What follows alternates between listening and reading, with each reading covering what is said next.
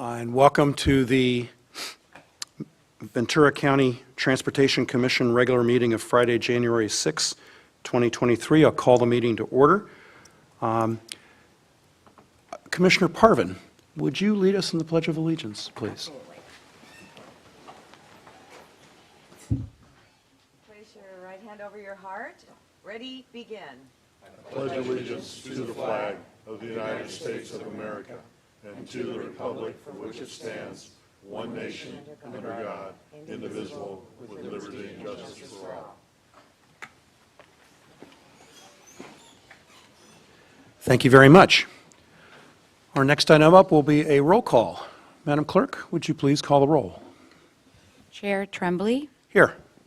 Vice Chair McDonald, Here. Commissioner Broggie, Commissioner Chavez, Here. Commissioner Enegren, Commissioner Crosswhite, Commissioner Gorell, Commissioner Johnson, Commissioner Judge, Commissioner LaVere, Here.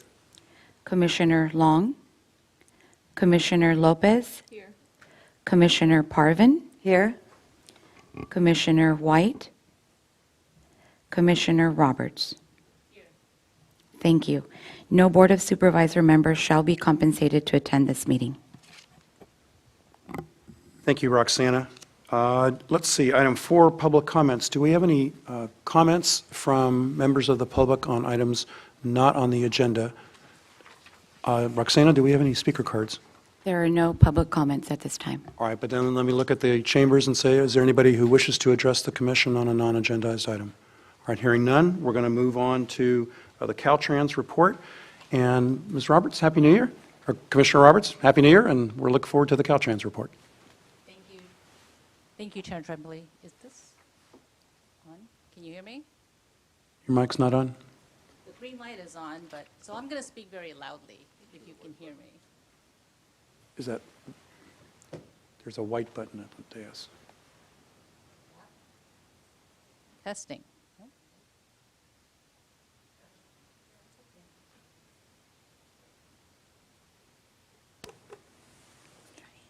Trying it, oh, here we go. Okay, I'm going to Very lower good. my voice now. All right, thank you, Chair Tremblay, Commissioners, good morning, and Director Erickson. Happy New Year to everyone. I'd like to first start off by thanking the Caltrans, our CFO, Chief Financial Officer Stephen Keck, for traveling down from Sacramento early this morning to provide the Commission with a state budget overview. He'll be coming on later in the agenda. And I also want to recognize the work of all Caltrans crews and emergency responders in helping keep communities safe in the various weather-related events that we have had throughout the region as well as the state coming into the new year. We do expect residual impacts from the storms to occur and also expect additional rain through next week, and ask that everyone continues to travel safely and be mindful of road situations. Speaking of safety, I'm happy to report that we are finally able to start work at the Punta Gorda parking lot along US 101. This particular lot that's been there for beach access has been subjected to a lot of illegal activity due to street takeovers and stunts. And so we have a director's order to begin work by installing some wheel stops and signage to deter this type of activity. And I especially want to thank Supervisor LaVere and the Ventura County staff, as well as CHP and other responders and local agencies for working with us to get this work started. Also for safety, we are able to start the project alternative environmental phase for the Arroyo Simi suicide prevention barrier bridge project. We'll be starting the environmental process for that in January 10, 2023. This is a project for which we were able to utilize $10 million of IJA federal funding to install suicide deterrent fences for that particular bridge. And we're working on really trying to expedite the project so that we can begin construction sooner than the summer of 2025. This is the current schedule, but we're working at trying to advance this as much as possible. The last part of my update has to do with the Clean California program. As part of the beautification program for cleaning California public spaces, Caltrans pays cities for hosting bulky item drop-off days, what we call dump days. And on December 3rd, for the city of Oxnard, we had a very successful dump day. I have a couple of photos that shows you that we had 684 participants come in to drop off items that they no longer needed in their households. And if you can just scroll through these photos kind of show a lot of what has been accumulated just from the public participation in the city. So this kind of stuff thrills me because I'm the type of person that, if there's stuff in my garage that hasn't been touched for 2 years, I want it out. So these, any cities that that want to continue to participate, Caltrans does pay the fees for these events to happen. We just need the cities to host this. And so the city of Moore Park is next in line with an event on January 21st. And so if you need more information, please feel free to let us know. And that concludes my report. Thank you. Thank you, Commissioner Roberts. Do we have any questions from any of the commissioners? Just simply a comment, my new aspirational goal will now be to get things out of my garage after 2 years. I confess that I have things that have been in there longer than that, particularly with adult children. All right. Commissioner Brugge. I'm not going to be able to reach my microphone. Hopefully you can hear me okay. Just with regard to the street takeovers, and I read about that as far as your report is concerned, what exactly does that entail? I mean, what's happening? Can you provide more detail on that? In terms of the safety improvements that we're putting in, No, with regard to the taking over of the streets themselves, the triggered safety. I could probably do a little more background on that. My office was contacted by CHP, who has patrol authority over that stretch of the 101, and they were finding, especially during COVID, on Thursday, Friday, and Saturday nights, that there's this kind of secluded lot that these kind of online groups would take over. Started with a couple dozen people, and it turned into most weekends there'd be hundreds and hundreds of people on these lots with doing those street takeovers like wheelies and speed races. And you've probably seen it in the LA Times. I mean, there's people dying in these things. And CHP would show up and just feel absolutely overwhelmed. They'd have 2 officers and 300 or 400 people. And so they came to the county, and in turn we brought Caltrans in to put some safety, speed bumps, K-RIS stuff on the lot to prevent that type of activity. And Mr. Roberts and Caltrans have been incredible partners. They jumped right on it. And I know CHP is incredibly thankful for the quick action. All right, any other questions? Commissioner Roberts says thank you, as always, and thank you for all of Caltrans' efforts. All right, time for reports from the commissioners and the executive director. Are there any commissioners that wish to be heard under item number 6? Vice Chair McDonald. Thank you, Mr. Chair. I just want to welcome our new commissioners to the board. I think you will find this an excellent board to be working with. I think we do a lot of good for the community, and I hope all of you are having a safe and wonderful New Year so far, and you survived the rainstorm of the last couple days. And Commissioner Roberts, I had to chuckle a little bit about stuff being thrown out of the garage. Last time I moved, I found 5 boxes in our garage that hadn't been opened in 3 years. I threw them in a dumpster. And my wife is still madder than heck at me for doing that, but I'm the same way. I figure we haven't used it in 3 years. We don't need it. So anyway, welcome everyone. Happy New Year to all. Thank you, Mr. Chair. Any other commissioners have any comments? Vice Chair McDonald, I'll go ahead and take over. Vice Chair McDonald kind of stole my thunder. I have 2 items. The first is to welcome all of our new commissioners here, and I also see Commissioner Crosswhite and Commissioner Ennergren just come in, and good morning to both of you as well. But I especially want to welcome our new commissioners. We're delighted that you are here. We look forward to serving with you. The second item I wanted to share with you is that this is my last meeting as chair. And thank you for the opportunity, sincerely, to serve as chair this past year. It's been I guess I would describe it as a consequential year. I'm proud, very proud of the efforts of our commission. I'm very proud of the efforts of our exceptional staff during this last year. And next meeting, my good friend, Vice Chair McDonald, will become the new chair, and I will ride off into the sunset, which is actually a figurative term. I suspect it's somewhere down here or in the dais somewhere, but that will be the sunset. So thank you again sincerely for the opportunity to serve, and Happy New Year to everyone. All right, hearing no further comments from the commissioners, Mr. Erickson, your turn. Thank you, Chair Tremblay. I would also like to echo Chair Tremblay and Vice Chair McDonald's welcoming of our new commissioners to the board. As you know, we have a 17-member commission. It's a large, representing all the cities, the county supervisors, and the 2 public members. And I also just want to extend Happy New Year wishes to everyone and thank my staff for this nearly first year under my belt as executive director. I really couldn't ask for a better commission and staff to work with, and I do also want to thank Chair Tremblay for his leadership as chair during this consequential is a very good term for, I think, what we experienced. I have a executive director's report that's in front of you. Just wanted to highlight a couple of the items. As you may have seen the story in the paper, pleased to report that through the efforts of Congresswoman Brownlee, $4 million was obtained by the city of Camarillo to replace a storm drain structure beneath the intersection at Las Posas Road and Ventura Boulevard, so just close by. VCTC sent a support letter with this project, kind of maybe the beginning of earmarks coming back in some fashion. Hopefully there will be more of those for Ventura County as we move forward.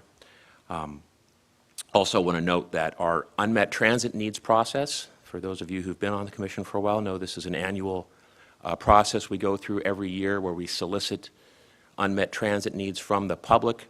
And for now about 8 years, we've been using an online survey, finding different ways to reach out to find out what folks' transit needs are. And we will be collecting comments through February 10th.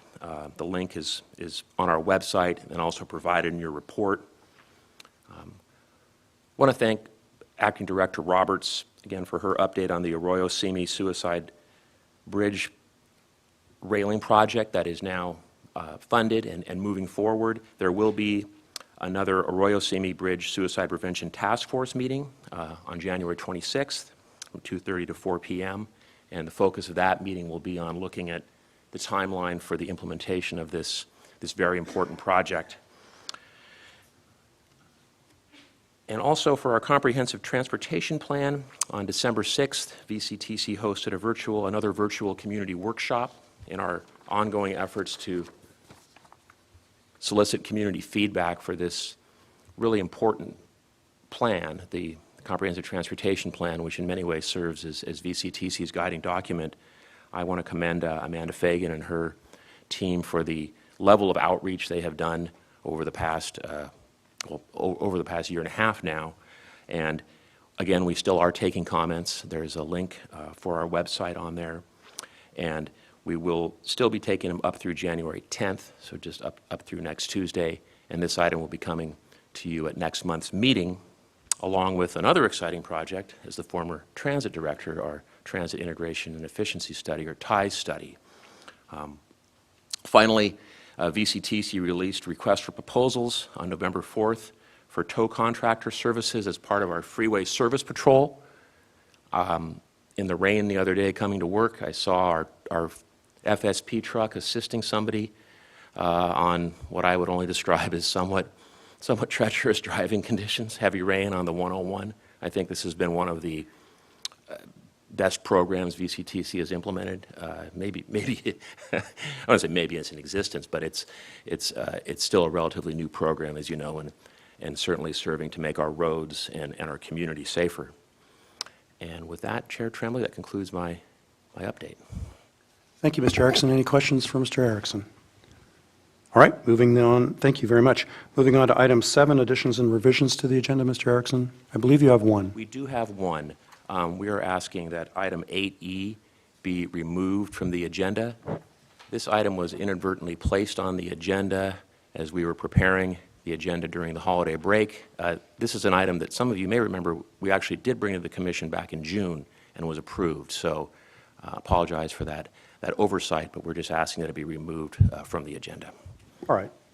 Hearing no objection, without objection, we'll remove the item 8E from consent calendar, which does bring us to consent calendar, but very quickly, let me inquire, Mr. Mattis. Steve and Roxana, we no longer have participation by commissioners by telephone. Are you requiring a consent calendar? Can we do that by voice vote, or you still want us to do roll call votes? You can do a voice vote On both these, and how about the discussion items? on the discussion items as well, too. Voice vote, okay, very well, thank you. All right, then with respect to item 8, the consent calendar with the deletion of item 8E, do I hear a motion from the commission? All right, Commissioner Judge moves. Do I hear a second? Well, I have a question. I have before, and then I'll potentially second it, but I have 2 typos. Do those need to be included in the motion, or there's a comma, a period that needs to be a comma, and the word passengers at one point is spelled P-S-E-E-N-G-E-R. So I just don't know if I can just show where those are afterwards, but if those need to be included in the motion or not. The commission can approve the item with those corrections noted in the record. All right, so if that's okay for the person who made the motion, I'll second it with those 2, and I'll just pass those along to you afterwards. That's fine with me. Fine with Mr. Judge. All right, hearing no objection. All those commissioners in favor of the motion, please signify by saying aye. Aye. Any opposed? Mr. Chair? Yes. I need to actually abstain from 8A, as I wasn't here for that meeting, but it's an aye vote for all others. Thank you. All right, thank you, Commissioner Chavez. All right, hearing that, the item is then approved on a unanimous vote with that abstention as noted with respect to that one item. That brings us to item 9 on the discussion calendar, which is our VCTC 2020, well, it's the 2023-24 legislative program and legislative advocacy policy. And I believe Ms. Peshka is going to present that to us. Good morning, Darren. Good morning, and I'll also welcome our new commissioners and offer you all a very happy new year. I'm Darren Peshka. I'm the Program Manager for Government and Community Relations. Today I have a brief presentation for you on VCTC's 2023-24 legislative program and legislative advocacy policy. Every 2 years, the Commission adopts a legislative program for both state and federal legislation. This process coincides with the start of a new legislative session and congressional session. The purpose of the legislative program is to set out in general terms the Commission's overall priorities.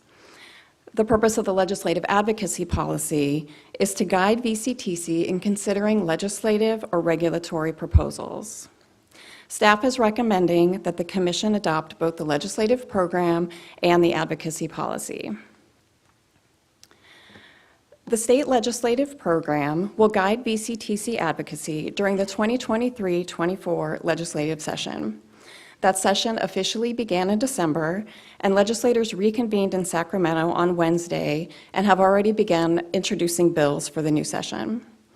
The last day for bills to be introduced is February 17th, and next week on January 10th, Governor Newsom will submit his draft budget for review. The overall emphasis of the state legislative program is to protect existing revenues for transportation. We also propose 4 additions to the program. The first is to support spending of state transportation revenues on zero-emission vehicle infrastructure. And I have to point out here that I did make a mistake on the PowerPoint slide on that first point. It should say zero-emission vehicle infrastructure, not electric vehicle charging infrastructure, so I apologize for that. The second proposal is to support proposals that would increase operations funding for public transportation, including transit bus, commuter, and intercity rail. The third change is to support incentives to reduce vehicle miles traveled and greenhouse gas emissions through land use planning. And finally, to support increased use of cap-and-trade revenues for public transportation, including intercity rail, active transportation, and sustainable communities programs. The federal legislative program will guide VCTC through the 118th Congress. Like the state legislative program, the overall emphasis will be to protect existing transportation revenues. Staff also proposes 3 additions to the program. First, to support full funding and implementation of the Bipartisan Infrastructure Law and Inflation Reduction Act measures to support transportation. Second, to continue to monitor the disbursement of COVID-19 relief funds and to address any barriers to access and to use of these funds for transportation. And third, to continue to monitor objections to the certification of federal transit grants for California and related litigation filed over the Public Employees Pension Reform Act of 2013. That last point is a situation that VCTC and other transit agencies have been tracking since about 2021, which is why it was not included in the previous federal program. The purpose of the VCTC legislative advocacy policy is to guide officials and staff in considering legislative or regulatory proposals that are likely to have an impact on VCTC and to allow for a timely response to important legislative issues.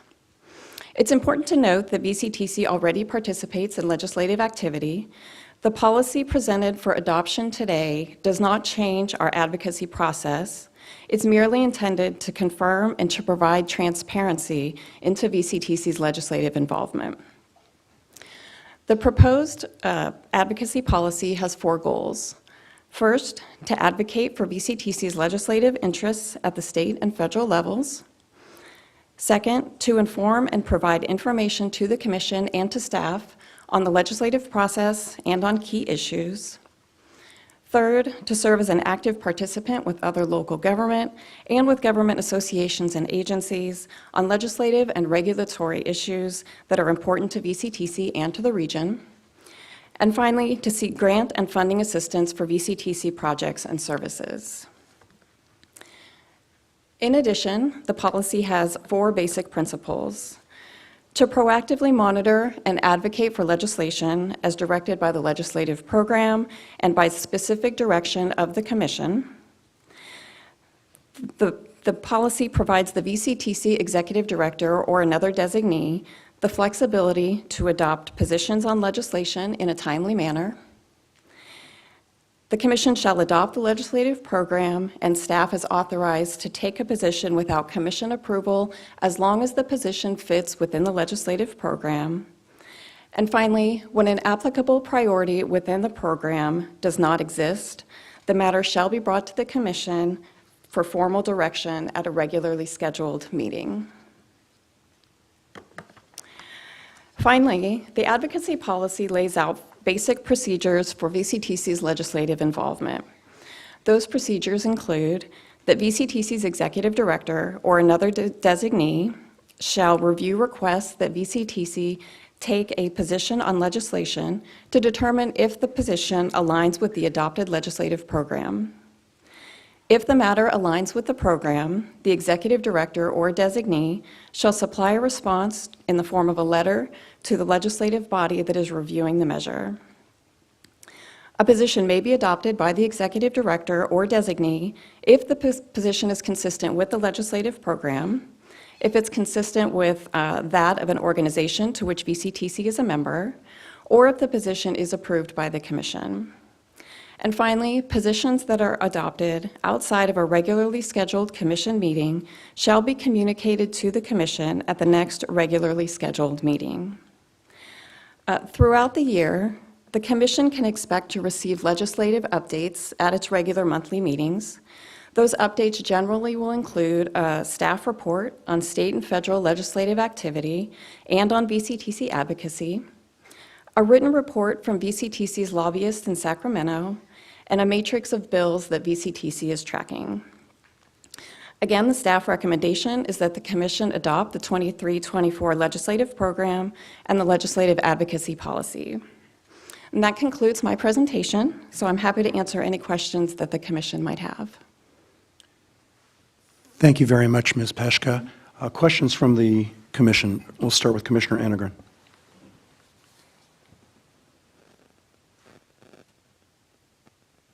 Is it on? Mm. Okay, good. Question about the zero-emission vehicle infrastructure.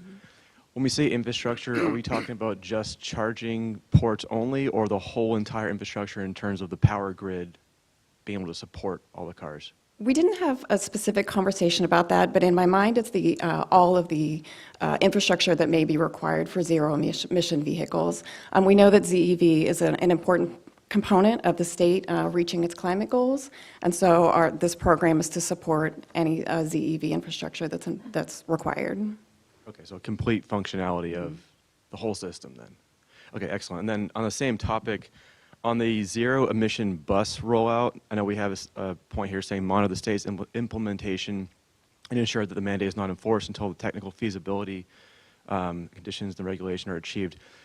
Are we asking questions about whether we could reduce greenhouse emissions by putting more of the current buses on as opposed to just electrifying them all and making them twice as expensive? I'm actually going to hand that off to our executive director to answer that one. Thank you, Commissioner Endergren, for that question. It's very timely. In 2018, the California Air Resources Board set guidelines and mandates for transit in all of California, and it basically allows two choices going forward: all battery electric or hydrogen fuel cell. Up to this point, they have not made a major modification to that mandate, which by 2040 would require all transit vehicles in California to be either battery electric or hydrogen fuel cell. And after 2029, no transit agency would be able to purchase a transit vehicle that is not either battery electric or hydrogen fuel cell. I will tell you, there is much discussion occurring within I think the transit community and I think the broader community, and I believe Chair Tremblay could speak to discussions that are occurring at Metrolink also, that there is, and I think a strong case can be made that a position whereby clean air vehicles, LNG for instance, that are currently on the road, one could argue could stay on longer until the others, until a all battery electric or hydrogen fuel cell option is feasible. But there really is I think a collective push back on the state to say we are doing the best we can with this, but the last thing we want to do is be in a position where, due to the cost of this new technology, we may actually be able to provide less service to the people who need it. So it is an ongoing and I'd say fairly robust discussion right now. Okay, thank you. I think we all agreed that we want clean air, but sometimes the solution isn't the obvious one. So I just want to make sure we're getting all the feedback and pushing back to the state if we need more analysis on this. But thank you. Thank you, Commissioner. Vice Chair McDonald and Commissioner Johnson's on deck. Thank you, Mr. Chair. I'm going to follow up on Commissioner Endergren's comments a little bit. When we look at our approach to clean energy and how the state's been approached, sometimes it seems like it's a little bit disjointed. And one of the examples I'll use is there's been a couple of mandates. One, once through cooling was prohibited for power plants, and they were given a deadline of closing down by 2020 or retrofitting. And then as that got very, very near, and even a little bit past, we were finding that the grid was not strongly supported enough, and some of these plants were grandfathered in to continue for another couple of years until they can get a better replacement system. And I don't know if any of you remember the unseasonably warm weather we had about 3 or 4 months ago, and people were running their air conditioners during unusual times. And one of the first things that came out was a request from the state of, if you have a hybrid vehicle or a plug-in hybrid electric vehicle, please don't charge it during the day because the grid can't sustain that. So it seems like our approach to it is somewhat disjointed in terms of one group does a set of rules, another group does another set of rules, and I'm not sure that all of us are really talking. I think there needs to be better communication. In terms of clean air, I know Gold Coast Transit District, I sit on that board. We're in the process of transferring or transforming our system to a hydrogen fuel cell system, but it's a little more complicated than just saying, okay, we're going to do this. And I actually, when I was going to buy a plug-in hybrid electric vehicle, or at least one, I looked at the hydrogen fuel cell. And the one thing that kind of bothered me a little bit was the only place I could buy hydrogen at the time was up in Thousand Oaks, which is fine, but I live in Oxnard, so I'm going to waste a half a tank of hydrogen getting up to Thousand Oaks, fill the car up, and waste how much coming back, who knows? I don't know. There needs to be more ability for the fuel system to be supported, and we're seeing this at Gold Coast. Not only do we need to buy new fleet, but we also need to make sure that our systems that we have in place are operable on a hydrogen-based system. And then the other question is, how do we get the hydrogen fuels to that system and get it into our buses in a timely manner? So there's a lot of moving parts. And so I would ask, just in the course of our travels while we're communicating with our state level people, is just really emphasize the need to really try and cross all the Ts and dot all the Is and make sure that the cross communication between different divisions is occurring, because that's very, very important. Sometimes it just seems like we're not doing as good a job as we could be. So I think there's a little bit of room for improvement. Thank you, Mr. Chair. Thank you. Commissioner Johnson. Thank you. And to follow on what Vice Chair McDonald was saying, certainly at Gold Coast, we recognize one thing in particular, which is that we don't want to have a fleet with 5 different types of carriages. It's not good to try to have, we'll need to move all the way to hydrogen rather than try to have a mixed fleet, because we don't want to have 4 or 5 different types of buses on the road.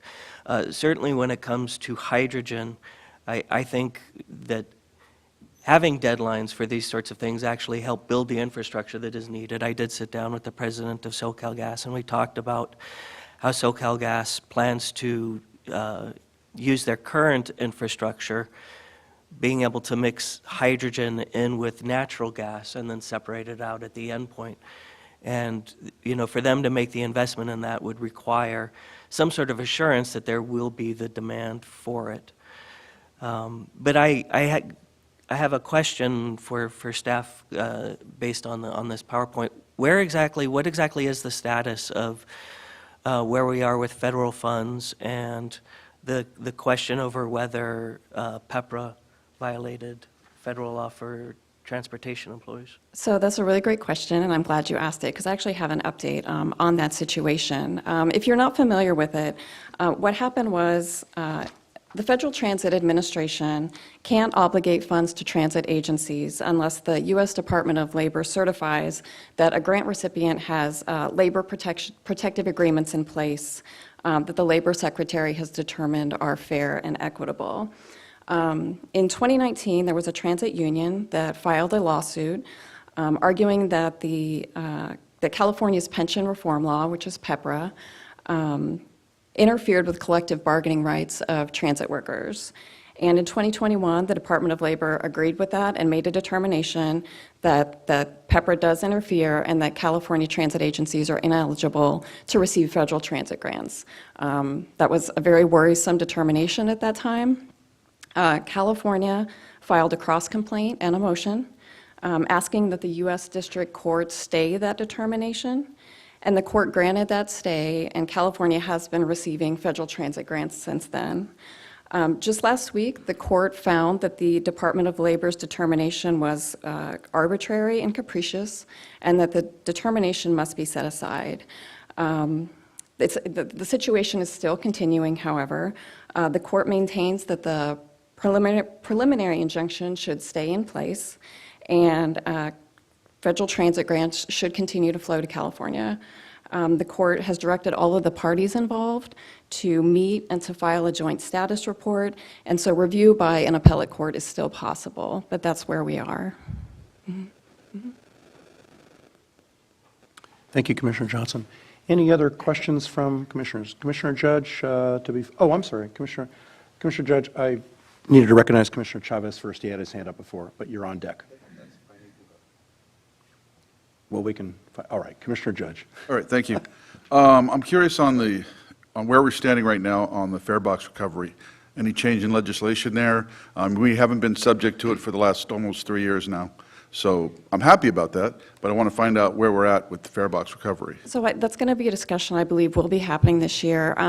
To my recollection, the most recent update on that was in 2021. There was a trailer bill, some trailer bill language that extended some of that regulatory relief, including the fare box recovery, for a certain period, which I believe is until the end of this fiscal year. So I think that's going to be a conversation that will continue, as the new session of the legislature begins. Thank you very much. Appreciate that. Commissioner Chavez.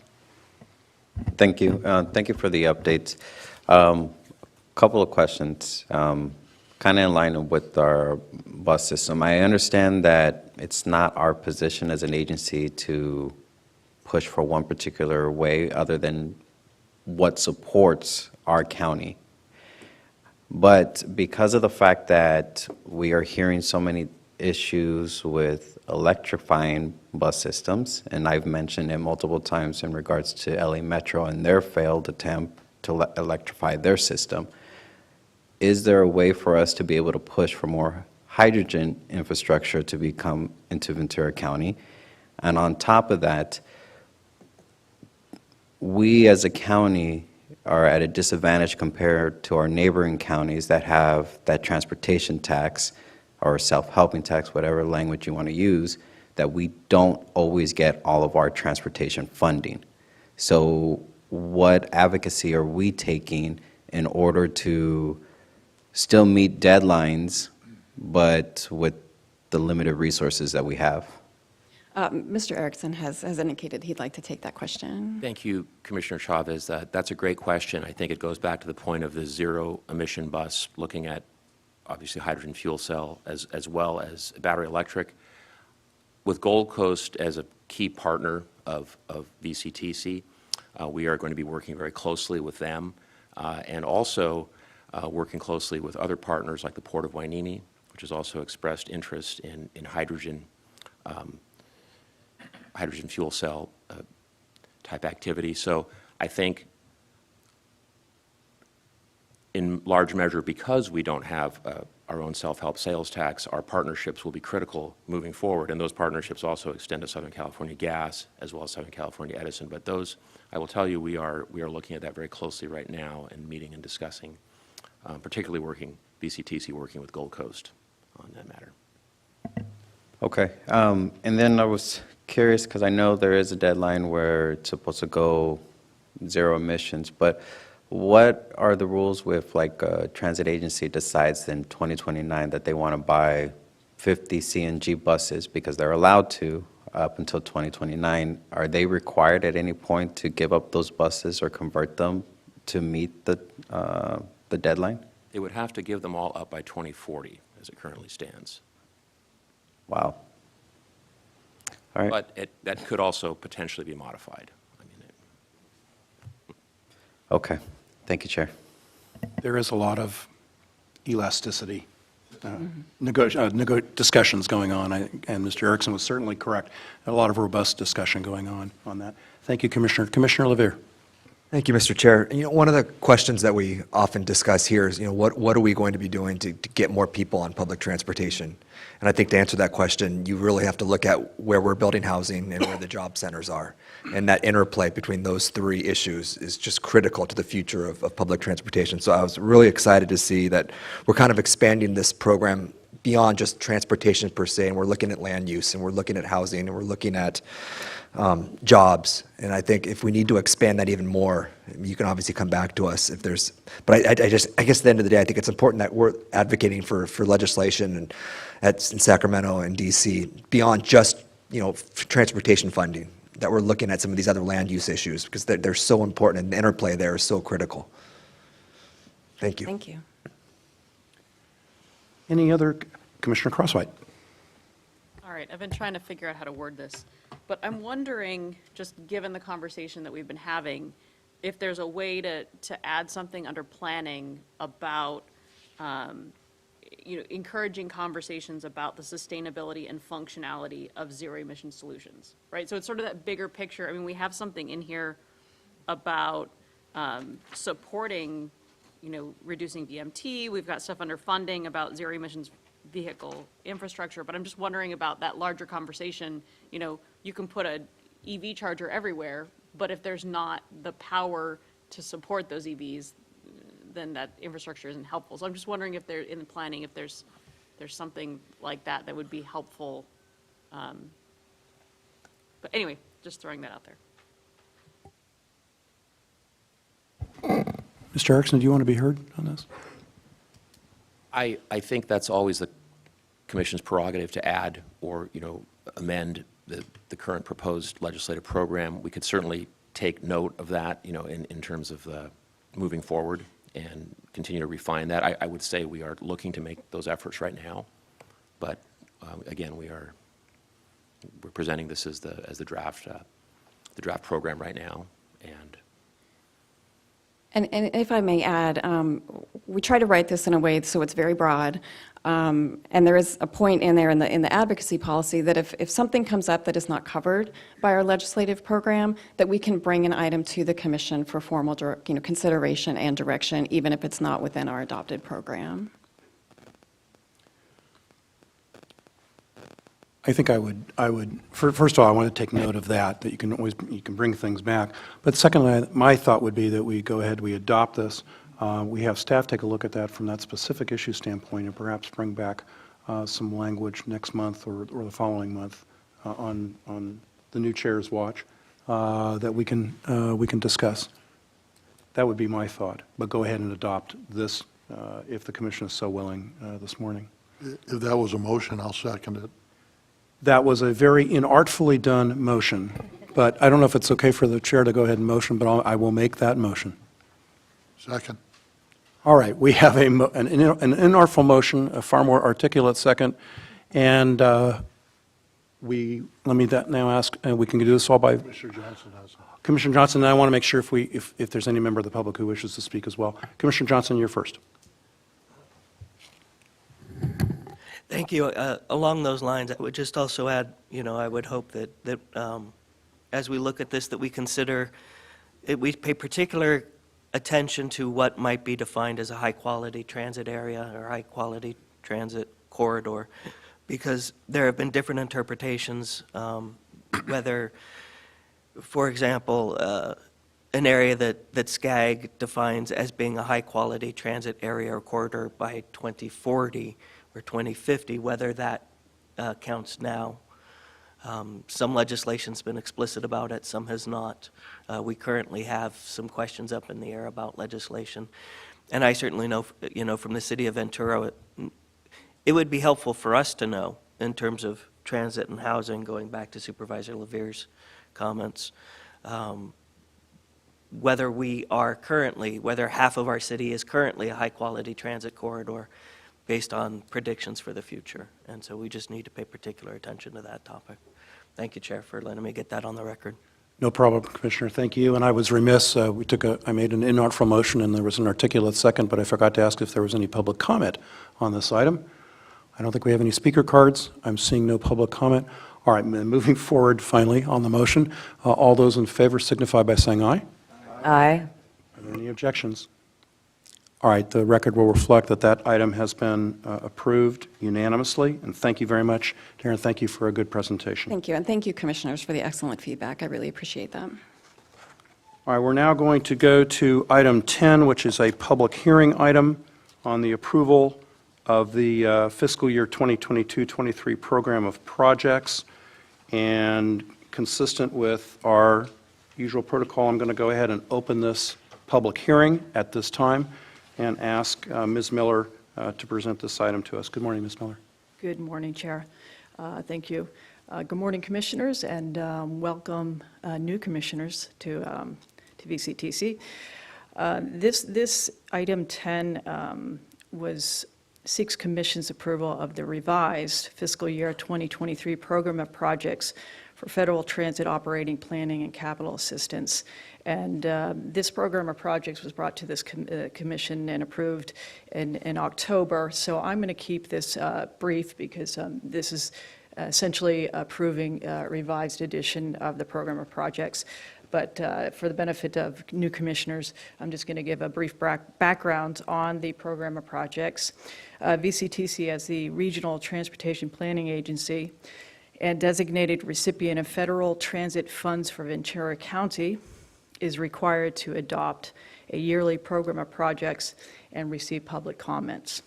The program of projects, or what we like to call POP, lists federally funded transit projects in each of the 4 urbanized areas in Ventura County, and that includes Oxnard, Ventura, Thousand Oaks, Moore Park, Simi Valley, and Camarillo.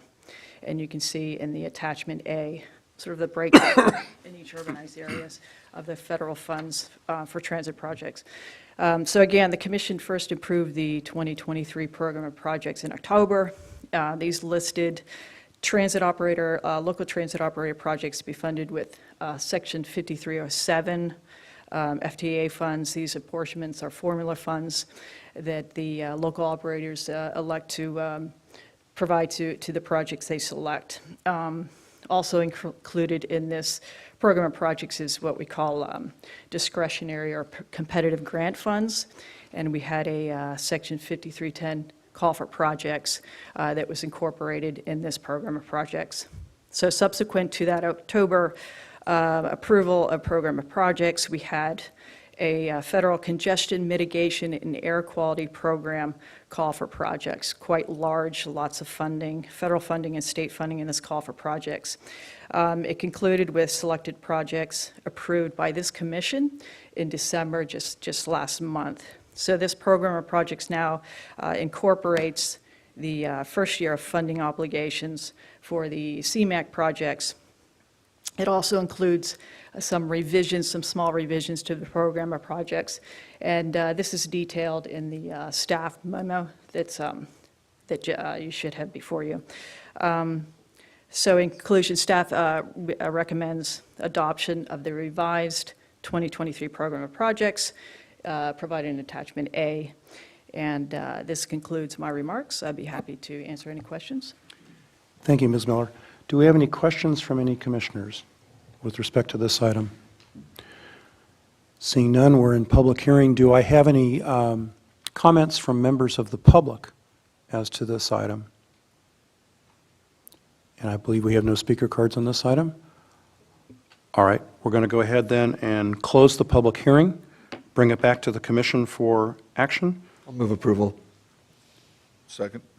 All right, I hear a motion by Commissioner LaVere and a second by Commissioner Judge. All those in favor of the motion signify by stating aye. Aye. Are there any opposed? All right, that's for the record a unanimous approval, and thank you very much, Ms. Miller. Thank you. All right, our next item up is item 11, and we're very fortunate to have Mr. Keck, who is the Caltrans Chief Financial Officer, to be with us today, and it looks like he's going to come up directly. I saw the responsible staff, Mr. Peter DeHaan, so I wasn't sure if there was an introduction in order or not, but I think Mr. Keck, you can certainly introduce yourself. Thank you very much for coming and making a presentation to us today, and we're going to turn it over to you on item 11. Thank you, Chair Tremblay and Commissioners. I am Stephen Keck. I'm the Chief Financial Officer of Caltrans, have been for nearly 5 years now. And I'm here, I was asked to come and present a presentation that a colleague and I gave to the Southern California Association of Governments about 2 months ago on transportation funding, kind of a little bit of a background on where it comes from and a little bit of looking into the future. So I've been in this business for quite some time, and I could speak all day on this topic and probably not hit all the nuance. I am going to do it in 25 minutes. I'm going to skip over some things. I'm going to be very light on some topics. I'm not trying to trick anybody. I will be here for any questions you have after this presentation. I'll be here as long as you have questions. So please forgive me if I skip over your favorite part, but I'll start with just a real basic primer. Where our transportation funding comes from. And I'm only going to talk about the funding that goes through the state, which is the majority of the funding for transportation. But it comes from 2 different sides, state funding and federal funding, that flow through the state of California. The federal funding is based primarily on fuel taxes on gasoline and diesel, and also, especially with this last round of funding through the IIJA or the bill, we've seen a tremendous influx in general fund, federal general fund funding into transportation. And there was also a heavy truck and tire fee that is collected by the IRS. It also goes into funding transportation. It's actually quite a large portion of the regular funding for transportation because the gas tax, the federal gas tax, has not been increased in nearly 30 years. So some of the other funding sources on the federal side have taken a larger role over time. On the state side, we also have excise taxes on gasoline and diesel. I should mention an excise tax is a tax on a unit of something sold, not on the price of that unit. So we're talking about a tax on a gallon of fuel sold. But we do also charge sales tax only on diesel at the state level. And diesel is taxed at a special rate, which I'll get into on the next slide. And we also have commercial vehicle weight fees. If you don't know, the commercial vehicle weight fee is charged on any commercial vehicle, including personal pickup trucks. So if you have a personal pickup truck, you're paying a little bit of a weight fee. It's much smaller than what a large truck would pay, but every truck with an open bed, if it's a light-duty pickup truck, is paying a commercial weight fee as well. We have cap and trade revenues, which go exclusively to funding transit. We have a transportation improvement fee and a zero emission fee, both of which were recently added, I say recently, were added about 6 years ago with Senate Bill 1. And I'm going to talk a little bit about what those two fees are in the next slide here. So Senate Bill 1, huge change in tax rates in California. The first time we updated taxes in more than 20 years in California for transportation. It was passed nearly 6 years ago now in April of 2017. At the time, it was estimated to increase funding for transportation in California by about $54 billion over those first 10 years. Now, those 10 years are used as illustration. It doesn't mean the tax ends after 10 years. It will continue. But that was the estimate at the time to give everybody an idea of what it is we were undertaking. It did increase the excise taxes on gasoline and diesel and increased the sales tax on diesel as well. It implemented two new fees, which again I'll talk about in a second. And it focuses the investments of that revenue on fix it first. Fix the existing infrastructure and keep it in a state of good repair across the state. That was the main focus of Senate Bill 1. I should also mention, and I'll talk about it a little bit later on, that the revenues are split roughly equally between state and local priorities, which was a very big point about Senate Bill 1. And of course, it calls for tremendous accountability of both the state and local agencies. And a constitutional amendment was proposed at the time and passed very shortly thereafter by the public to firmly lockbox these revenues. A long time in coming. We had quite a few transfers of transportation revenues to other purposes in the past. This constitutional amendment really put the lockbox on it, so we won't see that again, which I think is a fantastic addition to the whole transportation package. And Senate Bill 1, as I mentioned, almost 6 years ago now, we are coming up on, this would be the 5th full fiscal year that we've had these revenues, and really the investments have paid dividends that we can see up and down the state.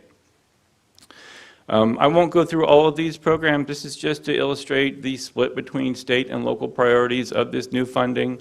As I mentioned, roughly equal apportionments between the two. A little bit more on the local side, but I won't argue against that. I think this has been a tremendous boon to transportation overall. Now I'm going to get into some specific details. This might be the most boring part for some of you, but I'm going to go through each one of these state taxes that were either enacted with Senate Bill 1 or updated with Senate Bill 1. The first, of course, is the excise tax on gasoline. On the state side, we are currently collecting 53.9 cents per gallon on a gallon of gasoline sold in the state. The federal taxes are 18.4 cents. So I should mention the federal tax, I think I did mention it, has not been increased in more than 30 years, actually a few months short of 30 years. Something that is definitely needed, the federal excise tax along with the heavy truck tire fees that I mentioned earlier only fund about half of the transportation revenue that comes from the federal government. So they're really kind of filling in with their own general funds to provide the level of funding in the bill. California this year will be the 100th anniversary of the fuel tax. It was set in place in October of 1923. So has been the mainstay of transportation funding since then. Diesel excise taxes are 41 cents state tax, 24.4 cents federal tax. And as I mentioned, there is a special sales tax rate on diesel. It's 10.5%. And the reason that is a special tax rate, you'll note it's a bit higher than most sales taxes, is that sales tax funding is specifically earmarked for transit. So all of the sales tax funding collected on diesel goes to fund transit at the local level. Then there's these two new fees that were added as part of Senate Bill 1 to help with some of the issues that I'll get into later. The first is a transportation improvement fee. This is a fee that is paid at the same time as registration on your vehicle. It's based on the value of your vehicle. There's 5 different tiers on value, and that fee is currently $28 all the way up to $196 depending on the value of your vehicle. That fee is kind of a weird number, 28 to 196. That's because that fee is indexed annually to inflation. So starting back in when the bill was first passed, it was $25. It's been increased $3 since then at the lowest level. As I mentioned, that fee is paid at the same time as vehicle registration, and it's paid through the DMV into our transportation funding coffers. The second new fee is the zero emission vehicle fee, also known as the road improvement fee. This is exclusive to electric vehicles electric vehicles with model year 2020 and later. So if you have a 2018 Nissan Leaf, for example, you would not pay this fee, but any vehicle model year 2020 later would pay this fee. Again, at the time of registration, it's currently $102 per year. Now that fee in and of itself, $102, is less than 40% or even less than that of what a typical car would pay in gas taxes, but it does help to offset some of the fact that you don't buy gasoline if you drive an electric vehicle. And of course, we have commercial vehicle weight fees. I mentioned them briefly already. Any commercial vehicle, trucks, lorries, interstate over-the-road truckers all pay this weight fee in California, or a portion of it, depending on where they're based out of. And that funding goes almost exclusively to pay for transportation bonds, Proposition 1B most prominently among those. So our tax system right now is very heavily based on excise taxes. It's the largest source of all the revenue, and it is based on fuel consumption. And I will talk more about the problems with that in a later slide. But I first want to do a very quick overview of the federal, what we call the IIJA, others call the BIL, the new federal infrastructure law. More than a year old now. It was put into place in November of 2021. Provided $1 trillion nationally for infrastructure investment, not just transportation infrastructure, but all infrastructure. But it also in that larger bill, reauthorized the Federal Transportation Act for 5 years. The Federal Transportation Act is typically a 5-year act that is updated every 5 years. Sometimes it's updated 6 years or 7 years, but it eventually gets done and updated for that period.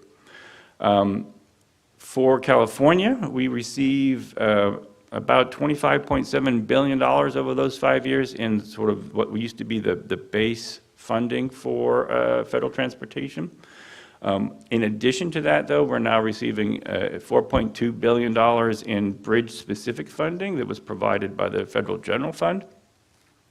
And then there's about $9.5 billion that goes directly from the federal government to public transportation agencies. So not through the state, we don't control it at all, but it goes directly to public transportation agencies through the FTA and the FRA. So having said all of that, I'm going to ask Steve to switch over to a video that will explain all that in a minute and a half in a far more interesting way than I just did. And it's part of our ongoing education program for California taxes. Hey, California, do you know how your transportation system is funded? The largest amount of funding comes from the gas tax. On average, Californians pay about $280 a year in state gas taxes. You pay them right at the pump every time you fill up. This money helps keep local roads and state highways in good repair. There's also a sales tax on diesel fuel that supports our local light rail, bus, and rail systems. And some counties use a local sales tax to invest in roads and transit, or bridge tolls to fund their maintenance. On occasion, California passes transportation bonds to fund needed projects. The trucks moving goods on our highways pay weight fees, which help pay off those bonds. Then there are the vehicle registration fees you pay. While most of that money supports the CHP and DMV, some of it also goes to road repair. And finally, special projects are paid for by a combination of funding sources. And that's transportation funding in a nutshell. But with our transportation options rapidly changing, we need to rethink transportation funding and make sure it's fair, transparent, and sustainable. So, California is exploring different ways to fund our transportation system and needs your input. Share your thoughts about transportation funding at caroadcharge.com.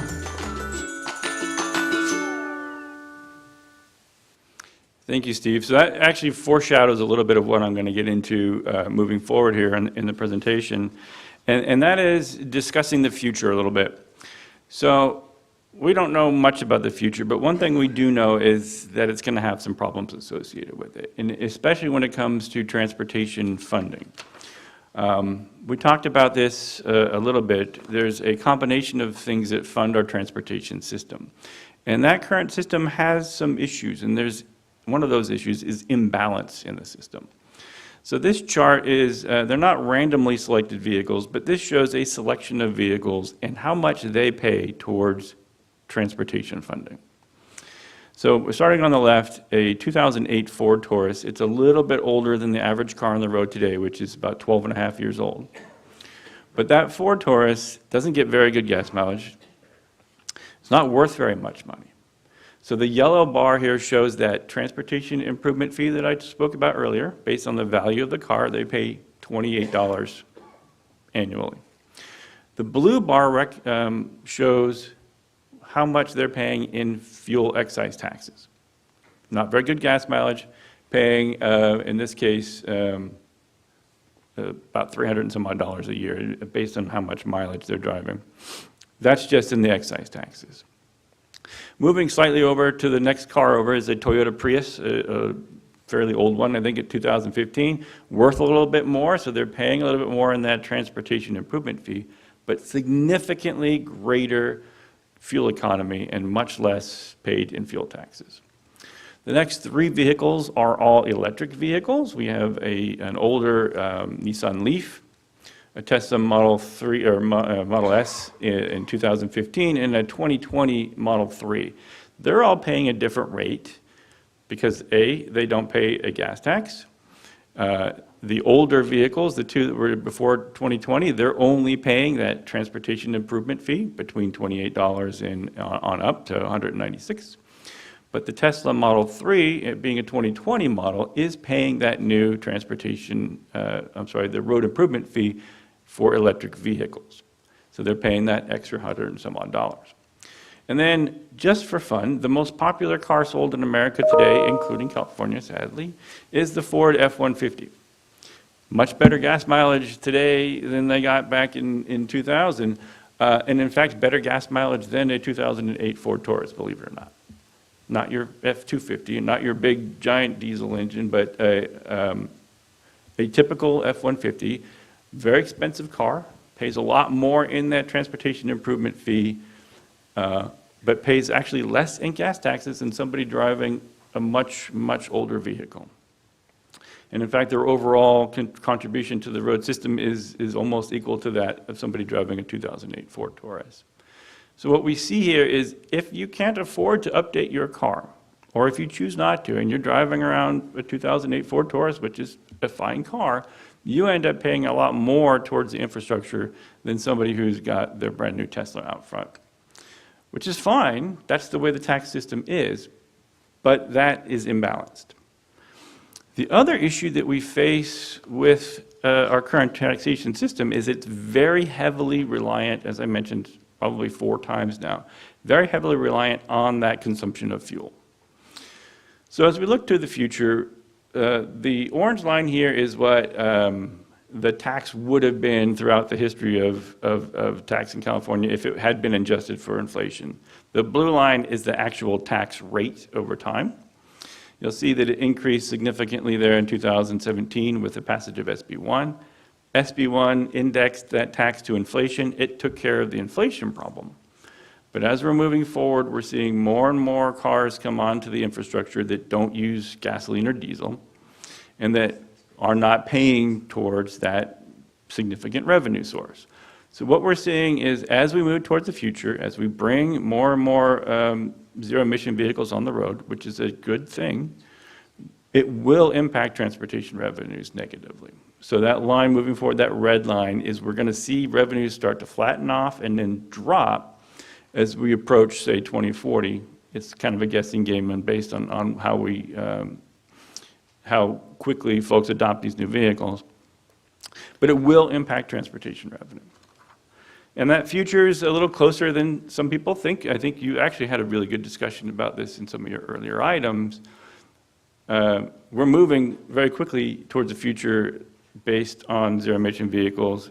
Governor's Executive Order 7920, which was signed in September of 2020, puts in place a very ambitious goal to eliminate the sale of ICE engines, internal combustion engines for light-duty trucks and vehicles, cars, by 2035. That's not very far away. It's 12 years now.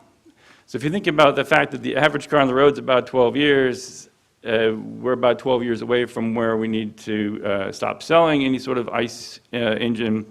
That future is coming very quickly. So we are going to begin to see, we already have seen, but we're going to begin to see larger and larger impacts of transportation revenue going forward. So what we need to do about that is we need to modernize the system of taxation in the state to fix some of the issues that I just talked about, the reliance on fuel tax and the inequity in the system. And while we're looking at how to fix this, we need to address the fair share issues that we have with the use of the transportation system. We need to take the opportunity to address equity issues that might be inherent in our current tax system, and we need to communicate 3 times. Can't emphasize that enough. That video that I showed is part of the communication we're trying to do. You start to talk about transportation taxes with folks. Most people have no idea where they come from. When I started in Caltrans a while ago now, I didn't even know. I got a job in the Division of Budgets where I worked for a very long time, and that was an interview question. Where do our taxes, where does our funding come from? I didn't know.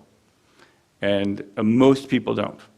So now you all do. I went over it in great detail. But we need to communicate that to folks. We need to communicate where it comes from, why there's a problem. That little video is one of those tools we're using to do that. It was actually playing in DMV offices for several months last year on the little monitors. So we got really good feedback on that. As we move into the future, we'll be expanding on our communication program so that we'll get the word out more. Because what we're doing is we're exploring what we call a road charge. If you, the very end of that video, it said caroadcharge.com. We've been exploring this for, gosh, 7 or 8 years now with this program. We've done several pilots. We have more planned. And what we're doing is looking at the viability of what's called a road charge. And very simply put, a road charge is a way for every user of the infrastructure to pay their fair share towards the upkeep of that infrastructure. And what we're looking at is a replacement for the gas tax, not an add-on, but a replacement for the gas tax that is based on the miles driven on the infrastructure, that is intended to replace the revenue and not change driver behavior. There are other things being talked about out there, such as congestion pricing or cordon pricing. Those are different tools. This tool is just a revenue tool to replace the existing system and not change behavior. In and of itself, it is just a tax swap, if you will. And also, what we're looking at is only on the revenue side. And all the studies we've done is not looking at how that funding is distributed or any of the transportation programs. We're just looking at how do we deal with the problems we face with the funding side. So this is currently kind of related to the other chart I showed. This is what each of these different cars might spend today to drive on the road based on the fuel consumption, or in the case of the electric car on the far left, that transportation, sorry, I keep getting those two mixed up, the road improvement fee for electric vehicles. There's a lot, again, of imbalance here. And under a road charge, what you'd be seeing is something more like this. Each vehicle pays the same. Now, there are policy changes that could be made to a flat fee system. That's up to the legislature to decide how they want to do this. They could say, we really want more electric vehicles, they should pay less. We don't want trucks, they should pay more. But a road charge system, because it's charging the individual driver, you can implement that kind of policy decision-making with the tax rates. But at its basis, a road charge would be the same for everyone, again, absent any policy changes. The other thing that we've learned through our communications with the public, through our studies that we've done so far, is that when you're talking about a mileage-based fee, that means somebody somewhere has to know how far you're driving. The one thing we've learned quite clearly, and it didn't take a genius to know this, people don't want the government to be the one who knows how far you're driving or where you're driving. So one thing we learned very early on is that a third-party commercial account manager is absolutely essential to getting folks to trust this kind of system. And we've piloted that starting in 2017. We're piloting it again now, and we are piloting it again in the future. And these pilots are all based on legislation that's come along. The latest is SB 3, I forgot the number of it. Regardless, we've been asked to do another pilot by the legislature, which we're undertaking now. And hopefully that will lead into discussions on how we can implement some sort of system to replace our current gas tax. But that pilot will be ongoing starting next year, and will hopefully, as I mentioned, lead into discussions with the legislature. The other thing that we've learned in our piloting is that you need to have options for a system like this. You need to have low-tech options for folks who don't have a means or the desire to use one of the higher technology options, such as a time permit, which is just a length of time that you purchase, a mileage permit where you could say, I want unlimited miles and I'm willing to pay for it. We can do odometer charges where your odometer is checked at the time that you do your updates for emissions, or it could be you go into a service station and get it checked out every month or two. There's also high technology options, such as plug-in devices, things that use your cell phone, or built-in technology into the car, which we're seeing more and more these days. Again, these are just methods out there, choices for the public to use that we're piloting for reporting mileage. And in some cases, location, because something that isn't well known is that you're not liable to pay a tax if you're not driving on the highway system or local streets and roads. If you're driving off-road or on private property, you can actually get refunded for that tax that you paid at the pump. So If you want to look into that, you can contact the California Department of Tax and Fee Administration. But that's something that can be discerned if the public wishes to do so. They can discern when you're driving off the highway and then not have to pay for those miles. And California is near the forefront of this. There are several states, actually 3 states, the ones in yellow they currently have an active program with actual vehicles on the road paying a road charge fee. Those 3 states are in yellow here. The green states are those that have piloted a road charge at least once, and the blue states are those that are really exploring the idea now pretty heavily. And there's nothing wrong with this chart. The gray in the middle, the Mississippi River area, for some reason, they just don't do this. So the gray part in the middle is those states who aren't either exploring it or don't already have one in place. So with the exception of those states there right in the middle, everybody is looking into a road charge right now. And the feds are actually going to be doing a road charge pilot as well on a national level to address some of those questions like how do we deal with crossing state lines or international borders. And we really need the federal government to be involved in that as well. So with that, I will go on to the last slide, and then I'll end it.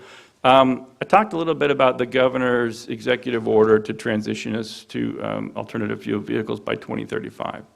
We are already seeing impacts to our revenue, but if the legislature begins to talk about this and we enact some sort of timeline to get us to a road charge, phase in different types of vehicles, especially starting with electric vehicles, we can implement this in time for that 2035,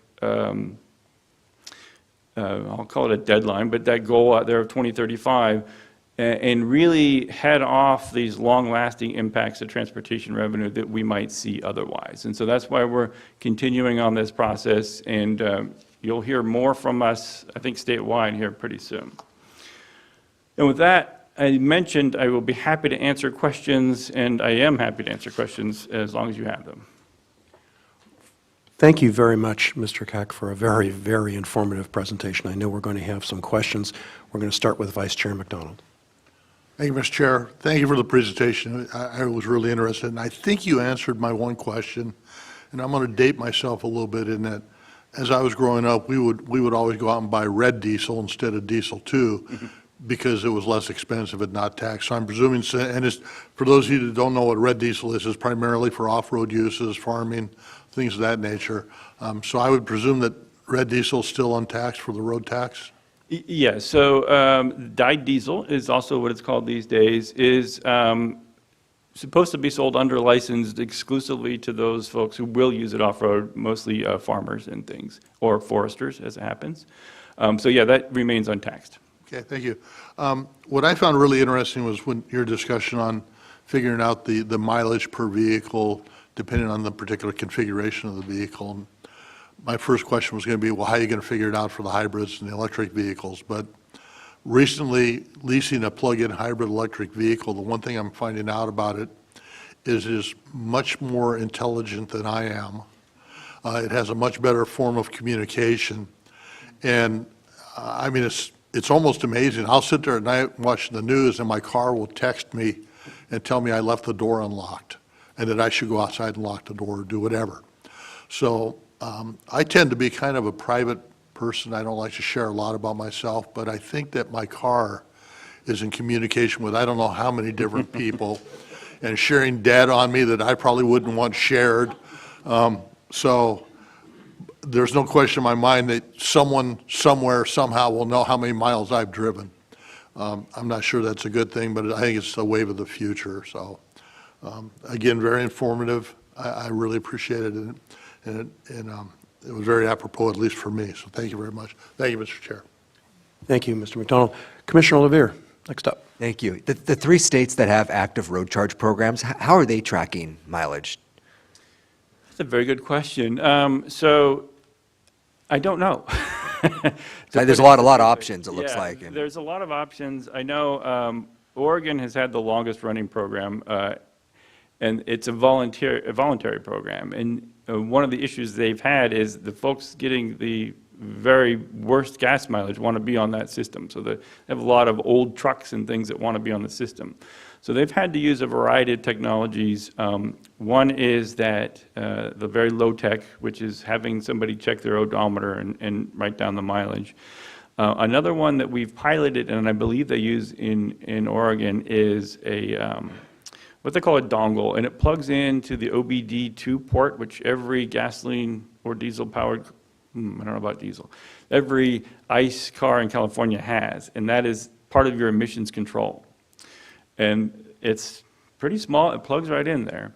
It tracks the mileage and fuel consumption, and then reports it to the third-party account manager, how many miles you've driven. It's not location-based, it's just the miles. And that, to answer your question, Chair, or Vice Chair McDonald, that is one means to report that information to the account manager. And I believe they also have the straight up, you just pay a flat fee in Oregon. In Utah, their system is very nascent. They just started with electric vehicles only, and I think they're still trying to figure it out. But it is on the books. It's a law now. Thank you. Commissioner Johnson.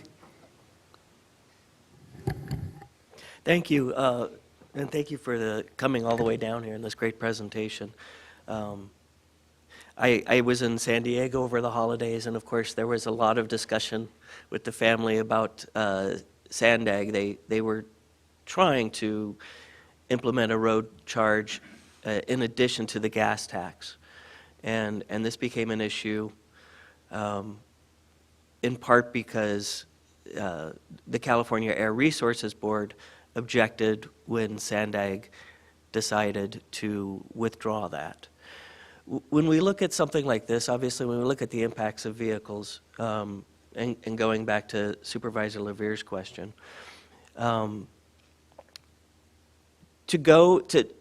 to even things out so that the Ford F-150 and the Nissan Leaf are paying essentially the same tax for using the miles, using the figures that were provided in the PowerPoint, I see that the electric vehicles would see almost a 4 times, would be paying almost 4 times as much. But then when you look at something like the Ford F-150, their cost would drop from, using those numbers, $1,080 a year, $1,080 down to $384. So in a sense, we'd be making it cheaper to drive these inefficient vehicles. And the worse mileage, essentially, the more they would be benefiting from this. How does the California Air Resources Board feel about this plan? It's a very good point, and one that's not lost on us, which is why when I talked about the flat rate, looking at, I mentioned specifically that's without adding any policy objectives. And the one thing about this method of taxation is you're dealing with the individual, much like an income tax. I didn't mention it in the outset, right now, the excise tax on gasoline is collected at the wholesale level, so it's already baked into the price when you pay it at the pump. So we only collect it from like 50 distributors. So it's much more complicated to collect from everyone, but because you're collecting from individual people, you can use this type of taxation to implement any policy you wish to.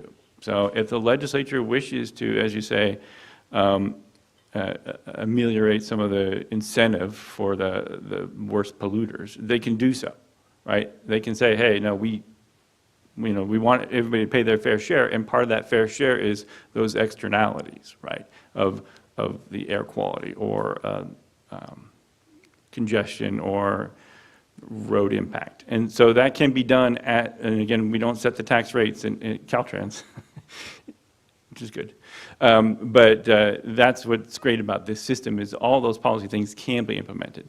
I don't think the Air Resources Board has an official position on this yet. We are working with them in this as well as other partners such as DMV. but they haven't voiced any opposition that we're aware of. Thank you. And thank you, Mr. Chair. Other questions from commissioners? Commissioner Judge? Thank you, Mr. Chair. I wanted to appreciate you coming down. I'm the reason you're here, so I apologize for you having to drive down here or fly down here. I saw your presentation at the SCAG meeting, I believe in November, and it was outstanding, just like it was today. And there was no way I could relay that to my colleagues here without your help. So thank you very much for coming. Certainly. Mr. Keck, I've got a couple of questions if I can. And Sure. I want to go back to the slide. I realize this is a mechanical question on the current structure. On the slide entitled Primary Transportation Revenue, I've always had some issues or I'm struggling to understand, is there any bright line distinction between the use of the funds coming out of the transportation improvement fee versus the zero emission vehicle fee, or do those funds in those two categories go into the same essential pot? And if you could help me out, I'd sure appreciate it. You might see me grimacing a little bit. Oh, I didn't mean to make you grimace, but I've been grimacing with that question for a while, and I've never understood it. It's not, the question is a perfectly valid question. I don't know the answer, which is a little embarrassing for me to say. I know that there was a new fund set up, it's called the Road Maintenance and Rehabilitation Account, that collects those new two fees. They do have specific uses in the way they're split up. I don't have that specific information with me. I can certainly provide it to you and to the board on those programs that were set up with those funds.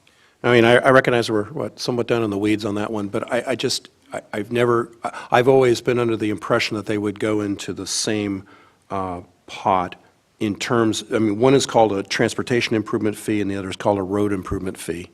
So I struggle with those labels. Yeah. Thinking that both go into more of a road improvement fee function, but I don't know if that's correct because the transportation improvement language is very broad. Yeah, that's a very good point. And let me answer that specific point. The names are probably designed to be closely related to one another, but the transportation improvement fee has that transportation improvement in it, and it makes it sound like our state transportation improvement program, which is more for expansion of transportation system. In fact, these fees and all of the taxes raised with Senate Bill 1 are primarily dedicated to upkeep of the current system, both state and local. There are some programs in there that are for different purposes, which again are outlined in that other slide, this one. It's a general breakdown of how the funding is distributed on the state and local side. You'll see that the funding for the STIP, which is that State Transportation Improvement Program that is for expansion, has remained, well, you won't see it in the slide, but I'll tell you, it's remained essentially unchanged. So the new taxes in Senate Bill 1 did not increase our investment in expanding infrastructure. It again primarily goes to that upkeep of the existing infrastructure. But we can provide more details for you. No, thank you. I appreciate that. And I noticed, for example, on the slide entitled Imbalance in the Current System, I mean, it very clearly articulates the differences in terms of what different vehicles are paying relative to annual contributions. And so if you have, for example, a 2018 Nissan Leaf, or 2015, I think is the example in the PowerPoint, that's going to be, the fee on that is going to be I guess that is entirely the zero emission?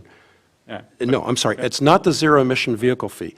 It is something that is part of what's called the transportation improvement fee, I think, at this point under SB1. Am I correct? Yeah, yes, you are. So the transportation improvement fee is that value-based fee paid annually based on the value of your vehicle.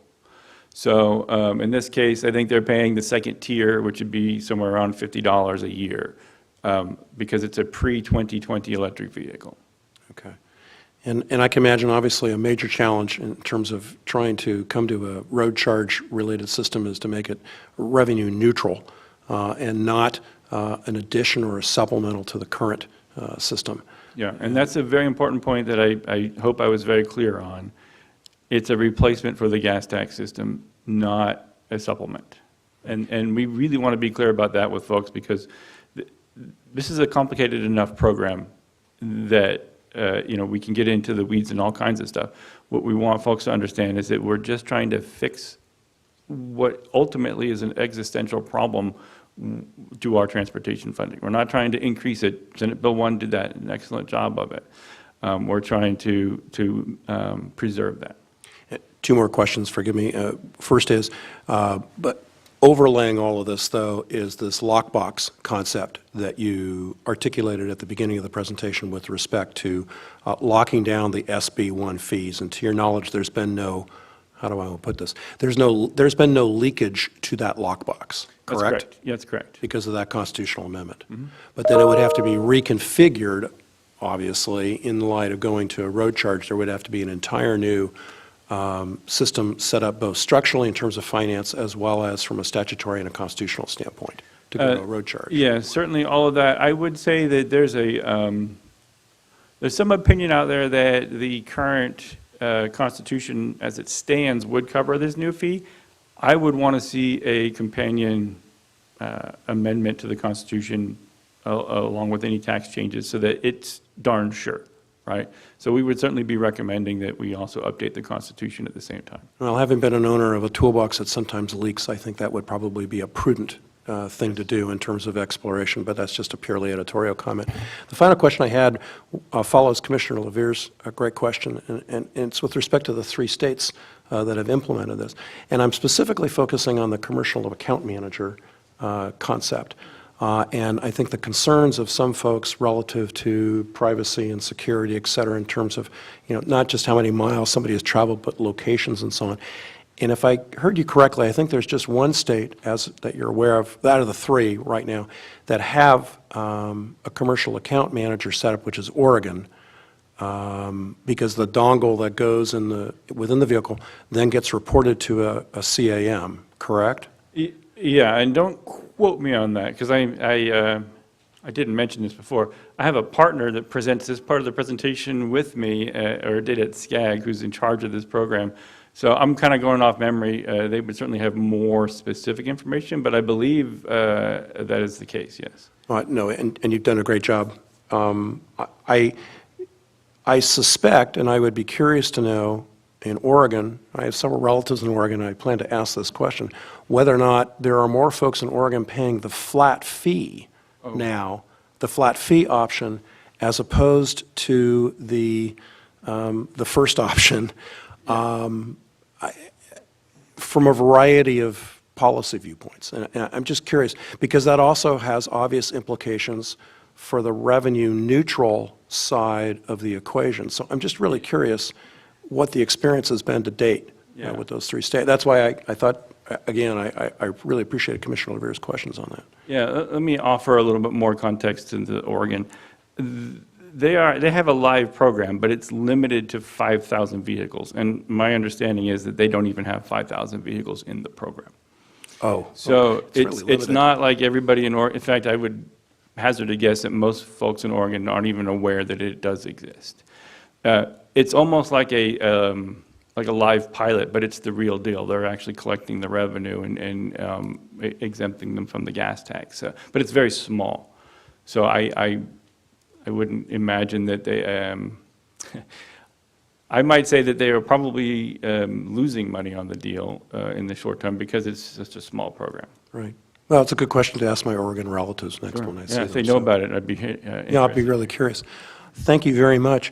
I appreciate going through a lengthy set of questions. Are there, Commissioner Rogie? Oh. Commissioner Crosswhite. All right. All right.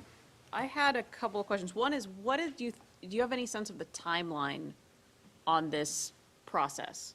Like, are we looking at a year? Are we looking at them sort of taking up the whole 10 to 12 years? What do you see as the implementation roughly?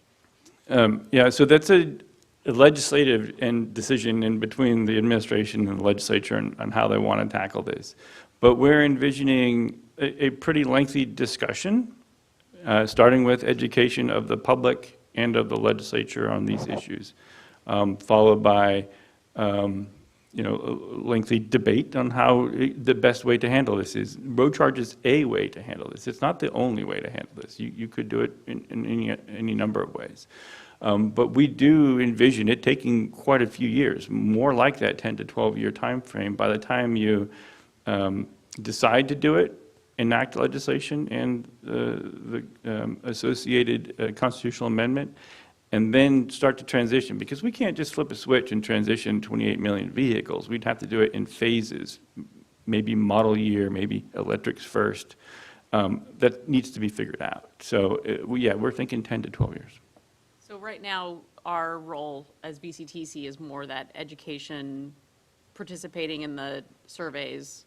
I was just trying to figure out since it's a longer timeline, it's not like, okay, we need to, have heavy participation in the next couple of months, but something to keep on the radar. Yeah, this is not a speeding train. This is a workhorse. We have a lot of work to do. Education is the number one thing, right? And that's what we're trying to get out there and do with our cute little video and things like that. Thank you. Commissioner Berge.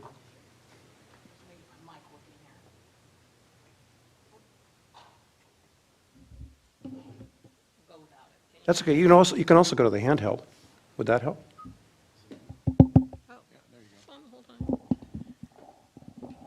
Thank you. First of all, I want to just thank you so much for your presentation as a new commissioner, and most of the information is new to me. But I had a couple questions with regard to the SB1, and going back to when SB1 was first coming down the pike before the voters actually voted on it. I was pushing it hugely. I was getting a lot of information from the League of California Cities saying this is a unique tax because this is going to only go to roads, improvements, that kind of thing. And it actually almost caused a divorce between my husband and I because he kept saying, no, they won't do that. They're going to spend it on something else. And I kept saying, no, this time, really, it's going to stay with it. It's going to stick to road improvements and transportation. So the term that our chair used, for lockbox, does that mean essentially that the funds actually have all gone toward improvements? Can I go home today and tell my husband I was right, you were wrong? Yes, you can. You can tell him that. So the constitutional amendment, in my opinion, fixed some of the problems that were introduced with Proposition 22 a decade or more ago, which accidentally unprotected some of those, and that was a voter initiative. So the constitutional amendment did really lock everything down. There have been no swiping of any of the SB1 revenues in the last 6 years. There's nothing proposed. As far as I'm aware, it is locked down tight, and I say that in honesty. Like, as somebody who pointed out some significant problems with Prop 22 when it occurred, I tell you honestly, it is a lockbox. Thank you for that. Oh, my pleasure. Any other questions from commissioners? Do we have any members of the audience who wish to make any comment? All right, seeing none. Thank you very much for, Mr. Erickson. Sorry, Chair Tremblay, I just wanted to make one quick comment. I want to thank Mr. Keck for being here and for Acting Director Roberts helping coordinate that. This presentation really undergirds so much of what is in our current budget and the funding that VCTC uses. So it was hugely informative from that perspective too. And I also just wanted to acknowledge Commissioner Judge because he did have us send that video out. If you remember a few months ago, I included it. Hopefully it worked when I emailed it to all of you. So hopefully for many of you it was the second time you'd seen it. But thank you again, Mr. Keck. Right, and I appreciate that, Mr. Erickson, because, and I'll just echo, I was about ready to say thank you to Commissioner Judge and Commissioner Roberts and Mr. Keck for an excellent presentation. So thank you very much. All right, this is a receive and file item, so without any objection, the commission will go ahead and receive this and file it. Thank you. That brings us to item 12, regional broadband infrastructure, and I believe Ms. Fagan is going to start us off. Good morning, Amanda. Thank you. Good morning, Chair Tremblay and members of the commission. For the record and for our new commissioners, my name is Amanda Fagan, and I serve VCTC as the Director of Planning and Sustainability. Welcome to VCTC, and I look forward to working with all of you. For our next and final discussion item for today's meeting, we'll tread just a bit further afield from the transportation in the traditional sense and start talking a bit about broadband. Broadband infrastructure can support efforts to solve transportation challenges, reduce emissions, and manage congestion by facilitating things like telework, telehealth, improved access to remote services, among other things. And so with this in mind, in May 2021, the County of Ventura's Chief Information Officer, Terry Thibault, presented an overview to the Commission of the county's efforts related to regional broadband infrastructure deployment, with a focus on middle mile infrastructure. Since that time, VCTC staff have communicated with the county and its advisors and have provided 2 letters of support for grant applications related to broadband deployment. In addition, VCTC owns and manages the 32-mile Santa Paula Branch Line Railroad and right-of-way, which extends from Ventura to Piru through the Santa Clara River Valley and the State Route 126 corridor. This area has a particular need for improved broadband access, and the Santa Paula Branch Line corridor has been identified as a key resource for middle-mile broadband deployment. To support the county's planning efforts, staff have provided past studies, maps, and draft utilities license agreement template for use on the Santa Paula, or for use of the Santa Paula Branch Line corridor. No commitments have been made to date, and additional study and commission direction will be needed before VCTC would be asked to formally approve access to the branch line for deployment of additional broadband infrastructure.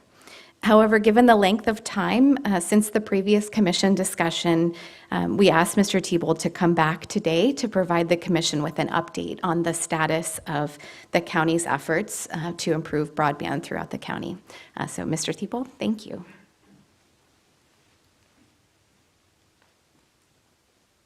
Good morning. Chair Chamberlain, Commissioners, Executive Director Erickson. My name is Terry Thibault. I'm the Chief Information Officer for the County of Ventura, and I've been asked today to come and do a presentation on an update. Let's see if this works. Oh, there we go. Okay, before I get started, I just want to give you, I'm not going to talk to all the elements on this. You all have handouts, you can read them. We started back in 2014 as a county looking at broadband. We knew it was going to be important. The copper infrastructure throughout the county needed to be replaced, especially the main pathways through the county, which we call the middle mile, the freeways of the internet. And we worked on that for quite some time, a lot of studies, we came up with some plans, and then around, I think it was March of 2020, this pandemic happened, and we wound up refocusing on just what the county needed, the County of Ventura entity needed, to what the county as a whole needed. And we started looking into telehealth needs and telework, and our Economic Vitality Organization Commission started to refocus our county efforts, our broadband efforts, on these other areas. So in 2022, I was here and I gave the commission an update. We have some new county supervisors as well, so I thought it would be good to give you an update on where we are. And to address one question earlier, what kind of time frame are we looking at for this, completing the study and being able to start building up some infrastructure? My goal is to accomplish at least one of these major improvements that I'll talk to you about this year. So this is something that we do want to move on relatively quickly as the efforts go on. All right, so our county project vision is up here. It started out focusing on economic vitality, economic development, and that's still important to us. We also want to reduce county costs because that benefits everyone in the county. We want to facilitate interconnection with other government agencies, provide communication redundancy and resiliency, and that I think is going to be important to you as well.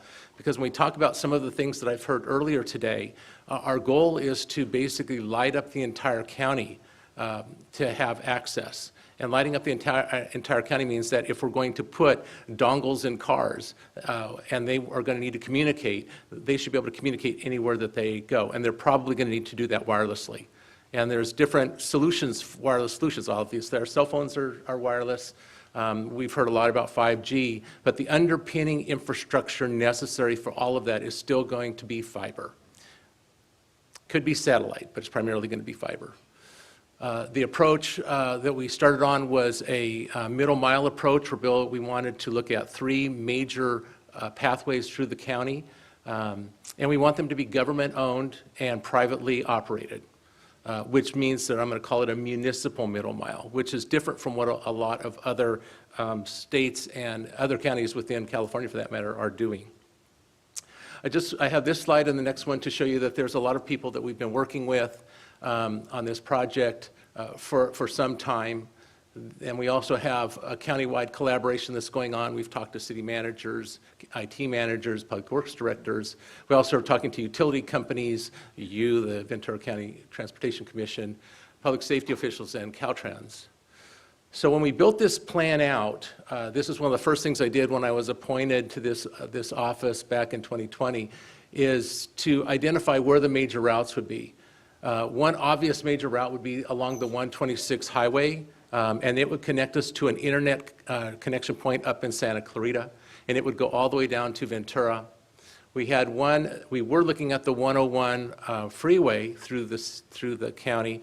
The difficulty with the 101 freeway is that it's owned by Caltrans, and any improvements that we would need to make to the 101 would be significant in terms of cost, significant in terms of timeline. And I'll come back to that when I talk about where the state's going with their broadband program. So then we looked at the 118 as an alternative to that. The 118 and the 126 are great because they pass through a lot of disadvantaged, underserved areas. They also connect up other areas that have other cities that have underserved populations, like the city of Oxnard.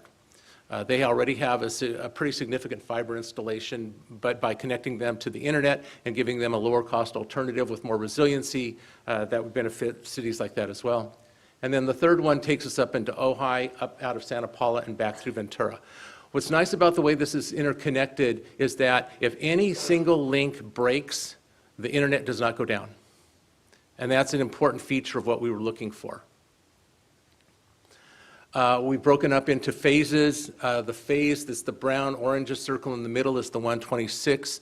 We feel we can accomplish that the quickest, and it gives us a lot of areas that we would like to cover. The blue circle is the 118 route from Simi Valley down to Ventura Oxnard, and then the Ojai route is the red one circled up on the top side. So there's some cost estimates I wanted to share. I shared these last time. The 126 alignment is $6.2 million to build it out, and then you can see the others for the total of $20 million. The funding is expected to come from a combination of federal and state grants, use of existing underground and aerial assets, and future public works and water projects. Joint partnerships share the trench. So if we're going to dig, we want to dig once, and we want to take care of all of the needs when we do that. And we would also look at county general fund if we needed to. This is an interesting slide because we work closely with the Southern California Association of Governments, which also included for this exercise SANDAG.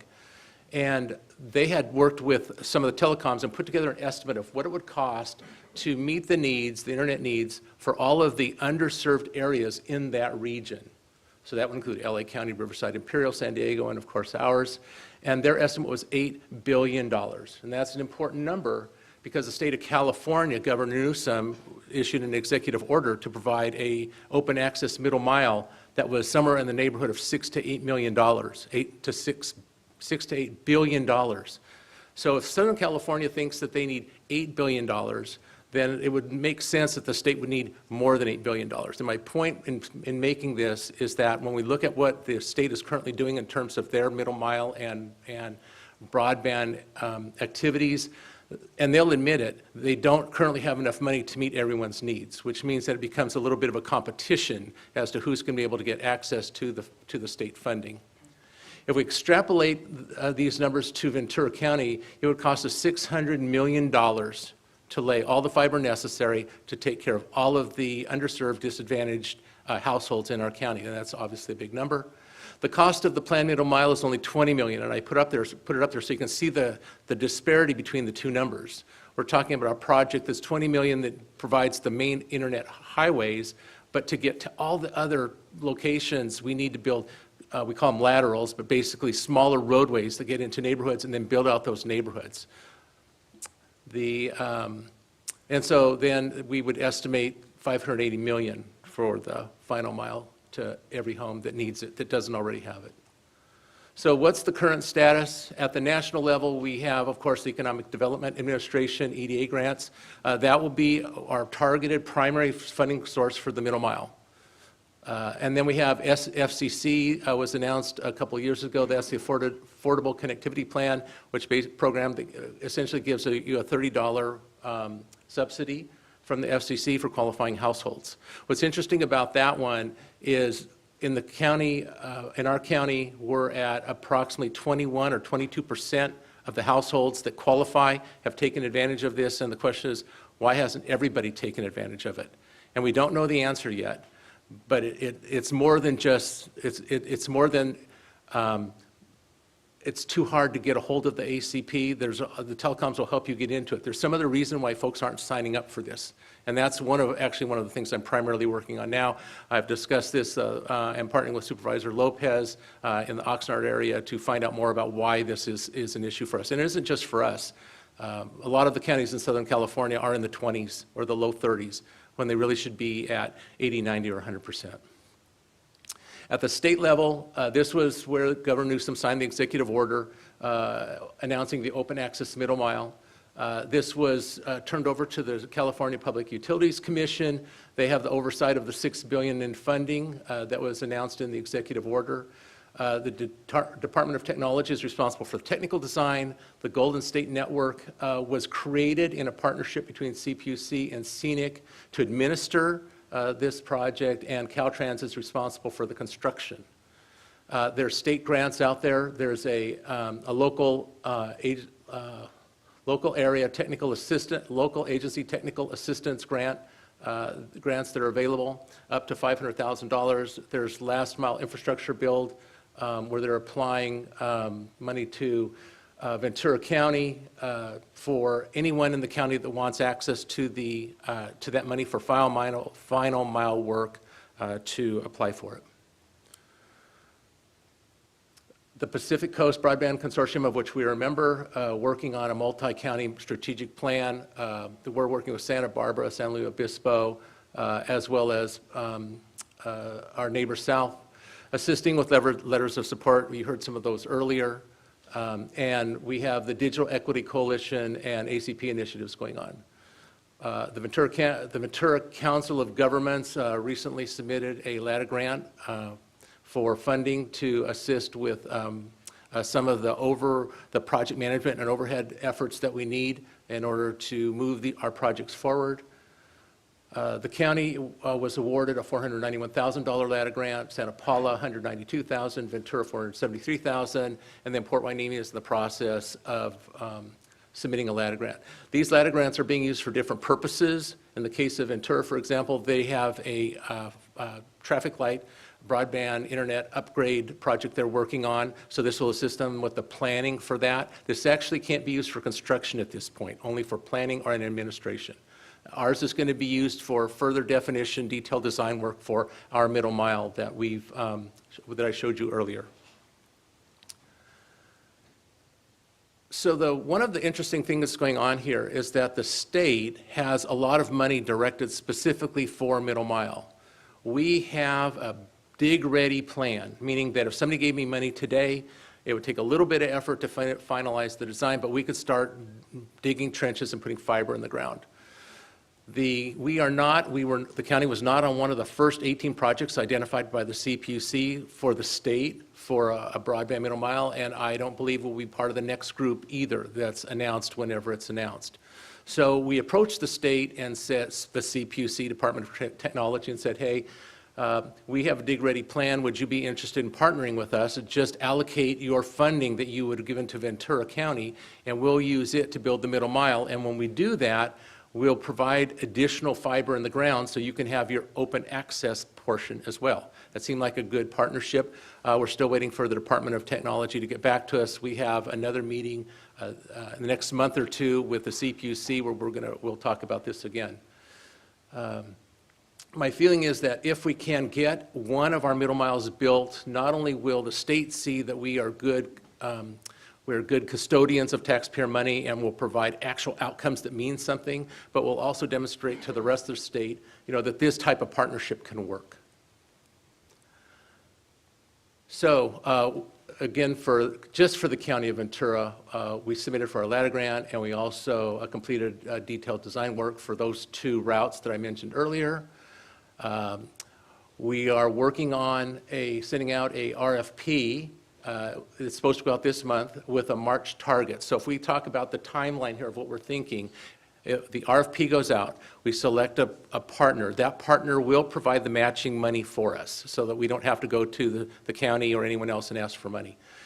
Once we have that vendor approved, then what we will do is we will go take that vendor and we will go and apply for the EDA grant to obtain the rest of the $6.2 million we need for the 126, and then we'll be able to begin construction. And our objective is to get our construction going this year. Obviously, if we have an RFP out in January with a set of proposals in and a decision made in the first quarter or so, an EDA grant is another 2 to 3 months maybe to turn that around. This is what I do. I'm a project manager by trade. I tend to think in terms of deadlines and getting things done. By the middle of the year, hopefully, we've got all the pieces in place and we can start actually doing some construction work. That gives me 6 months of time to get it done before the end of the year. Also, I don't have a picture here, but we plan to plow. There's different ways that you can put fiber out there. One of the ways is you can actually get a backhoe and you can dig a trench like you probably see a lot of people do. You can hang it from utility poles, which we will plan to do when we go up to Ojai for some part of that run. But one of the really neat ones is that you can go ahead and hire a plowing mechanism, and basically this thing will plow a trench, and right behind the plow is putting conduit in the ground. And it can put at least for now, it can put 7 conduits in the ground, 1-inch conduits, as it's moving. And so because of that, the construction can go pretty quickly along whatever path it is, as long as there's no obstructions in the route, we'll come back to that when I talk about why the Santa Paula branch line is such a great alternative for this solution. Digital equity is also very important to us. We've been working with Oxnard Union High School District on hurdles, on why people aren't signing up for the internet, why they're not taking advantages of ACP. Unfortunately, I was working closely with Supervisor Ramirez before her accident, and I've reconnected with Supervisor Lopez. We'll continue to work on that with the high school district. And we're also talking about identifying 2 disadvantaged neighborhoods. I think she has identified the 2 neighborhoods, and we just need to start the activity there to get information from them. We're working with Santa Barbara County to align on efforts, because I went through it quickly, but all of our internet access is southeast. It all basically goes down to a place called One Wilshire on Wilshire Boulevard. It's the mecca for all of the big internet providers. That's where the World Wide Web lands in Southern California. But if we had a major earthquake in Southern California, 10.0, and it took out that facility, we would be down. And so by partnering with Santa Barbara, because we'll be taking our fiber up past La Conchita to the edge of our county, Santa Barbara comes down to that point, we connect to them, and they have parts north where they can connect to the internet, which gives them a southward connection, and it gives us a northward connection. So it's a win-win for both of us. We're still working with SCAG on digital equity efforts. They've really refocused on that area. And the launch of the Digital Equity Coalition coordinated by the Ventura County Community Foundation is also planned for February. So the Santa Paula branch rail line is really what I'm here to talk about. That's the background of what we've been doing with the broadband for the last couple of years. The railway almost lines perfectly with the 126 route. It terminates north of Piru, towards Santa Clarita, and so there's a section there where we don't have the branch line where we would have to move to either aerial or trenching ourselves. Most of it's unobstructed. It's great for plowing. We've been working with Amanda on some of the details of what utilities are around that we need to be aware of and other concerns that we would need to address if we were to move forward with this. There's also an opportunity to generate a revenue stream by sharing the trench or by leasing county fiber. So one of our thoughts was we're going to put enough fiber in for the county and all of the cities so that we can take advantage of the synergy of using this fiber. But there's other people that are going to also want to have access to that fiber. For example, there's some smaller telecoms that would love to go into some place like Saticoy or El Rio. And if they have a way to get there without the very expensive infrastructure trenching by using our fiber, it makes more sense for them. It might actually pencil out, to use their term. So what we would do then is we would be able to lease our fiber to them. We'll be putting, I think it's 100 and some odd strands of fiber in a space about this big. And we'll have 3 of those in the ground that belong to us. So that's a lot of connectivity that can be utilized. And the other reason we like the 126 and the Santa Paula route is the Santa Paula branch line is because there's not a lot of stakeholders. I don't need to have 50 people come to a meeting to discuss it. We basically need there's 2 cities, county areas. I'll include Ventura because they're at the connection point, and the Transportation Commission. So there's an opportunity, I think, for a partnership here where we can share their asset and share the potential revenue. This is what I presented when I was back here in 2022. We can also use the middle mile to interconnect your facilities, signals, cameras, sensors, anything across the rail line that you would like to take advantage of, we can support with this middle mile. We talked about that. I talked about that one. Enable security lighting. The new Internet of Things. We talk about smart cities and smart counties a lot in IT. The way smart cities and smart counties will happen is through interconnectivity. And what IoT or Internet of Things means is that you can take devices, you can connect them up to an internet, and then they're able to provide feedback to wherever you want. The dongle in the car that was mentioned earlier would be an Internet of Things device. It connects, it might be silent when it's on the road, but when it comes back, it connects and off it goes. So the next steps is to, this is a little different than what I asked for last time. Last time I just said, would you be interested? And the commission agreed, I believe they agreed to consider it, and then we would come back and talk at a future time. This is the future time. So I'm asking for support from your commission, sorry, it should be commission, to review and consider the county proposed contract between us and VCTC for the use of the Santa Paula branch line right-of-way for fiber installation. So the county produced contract, that means we'll take the lead on producing the contract. We've already been talking to the executive staff here about that. And then once the contract is produced and the executive staff has reviewed it, then we would come back and present it to you as an actual agenda item for review and approval. That's the end of my presentation. Questions?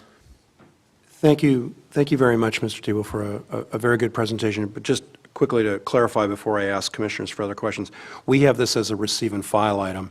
Mr.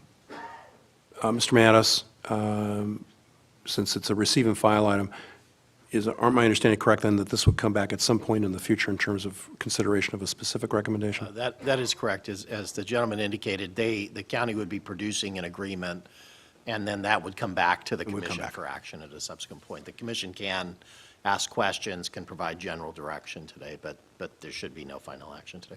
Okay, great. Thank you, Mr. Mattis. Questions from commissioners? Commissioner Johnson.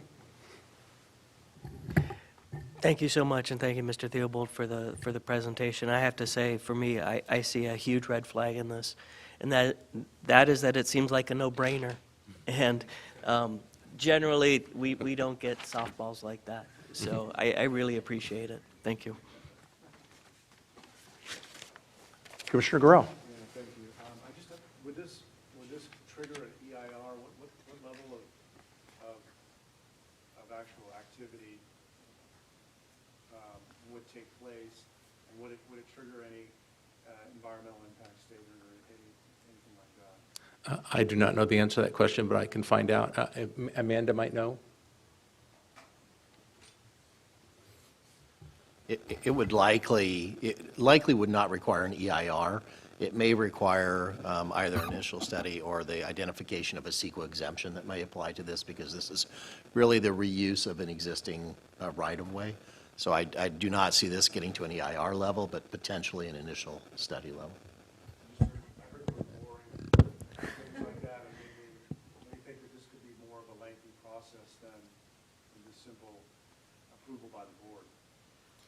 And obviously, I would concur with our council's guidance there, but also mention that we haven't seen the agreement yet. We've only provided our standard template that we use for other utility type activities, which is very different than what the county has proposed for us as the commission to consider. So there's, I think, from a staff level perspective, we still have a lot of homework to do before we would move forward.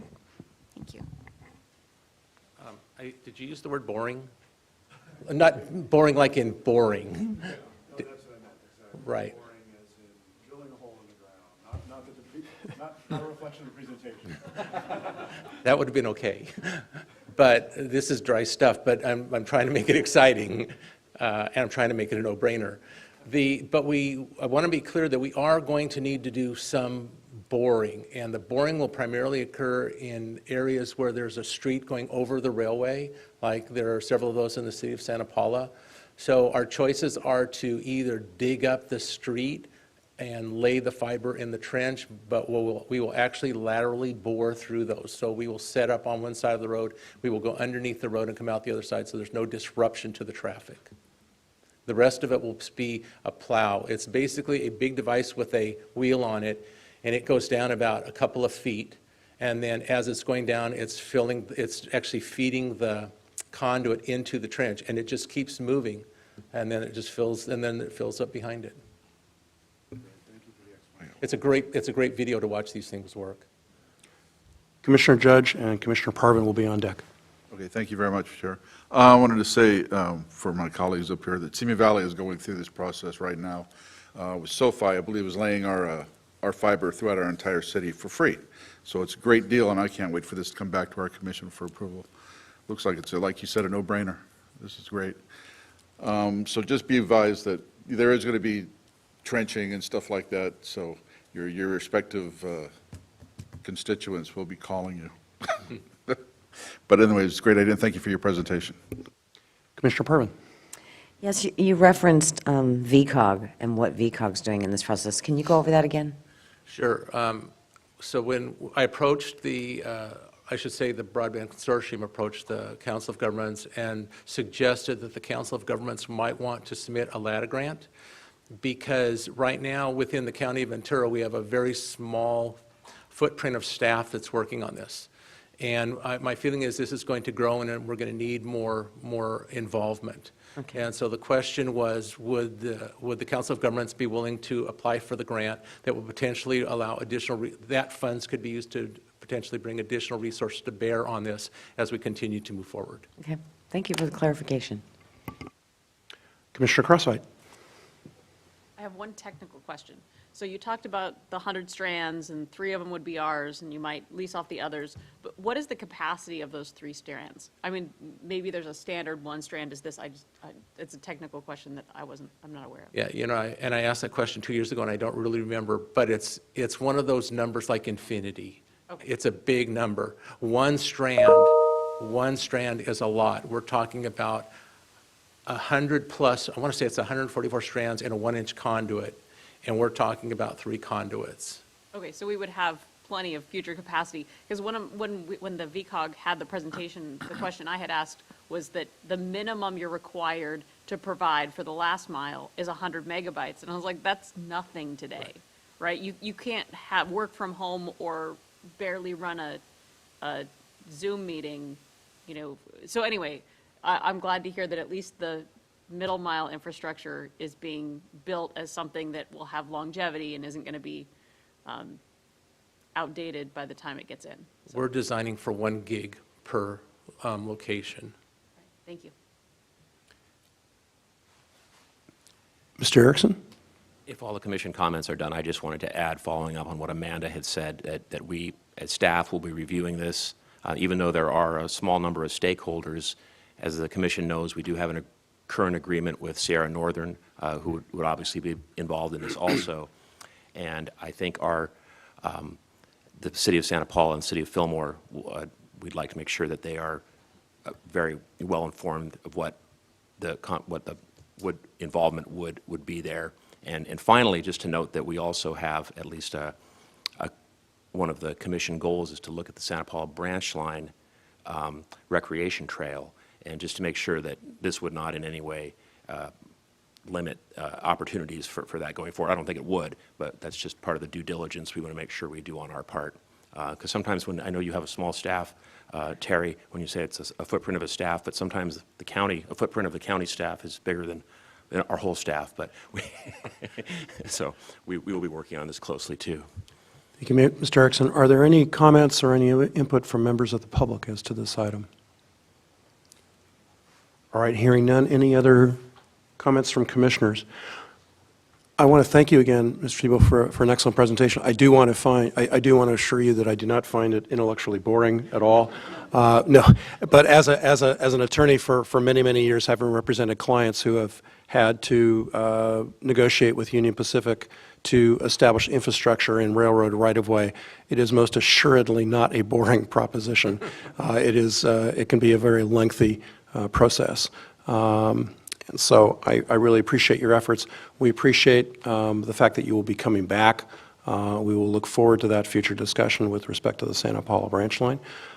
This is a receive and file item, so if there are hearing no objections from the commission, we will go ahead and receive and file. And again, thank you again for your presentation. Thank you very much. All right, that brings us to the VCTC General Counsel's report, item 13. Mr. Mattis. Thank you, Mr. Chair. I have nothing to report today. Thank you. You know, you've established some of a pattern on that, Mr. Mattis, throughout the year, and I want to thank you for that. I'm kidding you. On item 14, actually, I'm not kidding you. On item 14, agency reports, first one will be from Southern California Association of Governments, Commissioner Judge. Thank you. Thank you, Chair. Yesterday, during our Transportation Committee, we forwarded our Go Human Community Hubs program guidelines, which promotes walking and bike use over driving in most communities throughout SCAG. So that is going to be going to the SCAG's website and for approval by the Regional Council. It's already been approved, so it's just going forward. Piggybacking off of the talk about regional broadband here today, tomorrow SCAG is going to be, or this week SCAG is going to be placing up the public comment and viewing time for their digital action plan, which is similar to the regional broadband, about getting broadband throughout the entire SCAG region. That was during our Transportation Committee. During the Regional Council, we were given a very informative report from the Air Quality Management District for the SCAG area, and it was interesting. Most of it was about conflicting federal rules and state rules. Not too much was accomplished. It was just an interesting report, and that was it. That's it? All right. Thank you, Commissioner Judge. Second report is mine, is the Southern California Regional Rail Authority Metrolink report, and both Commissioner Chavez, who has excused himself, he is the alternate and I'm the primary, to Metrolink from VCTC, and very privileged to serve in that respect. The existing commissioners have certainly heard me speak to this before in terms of the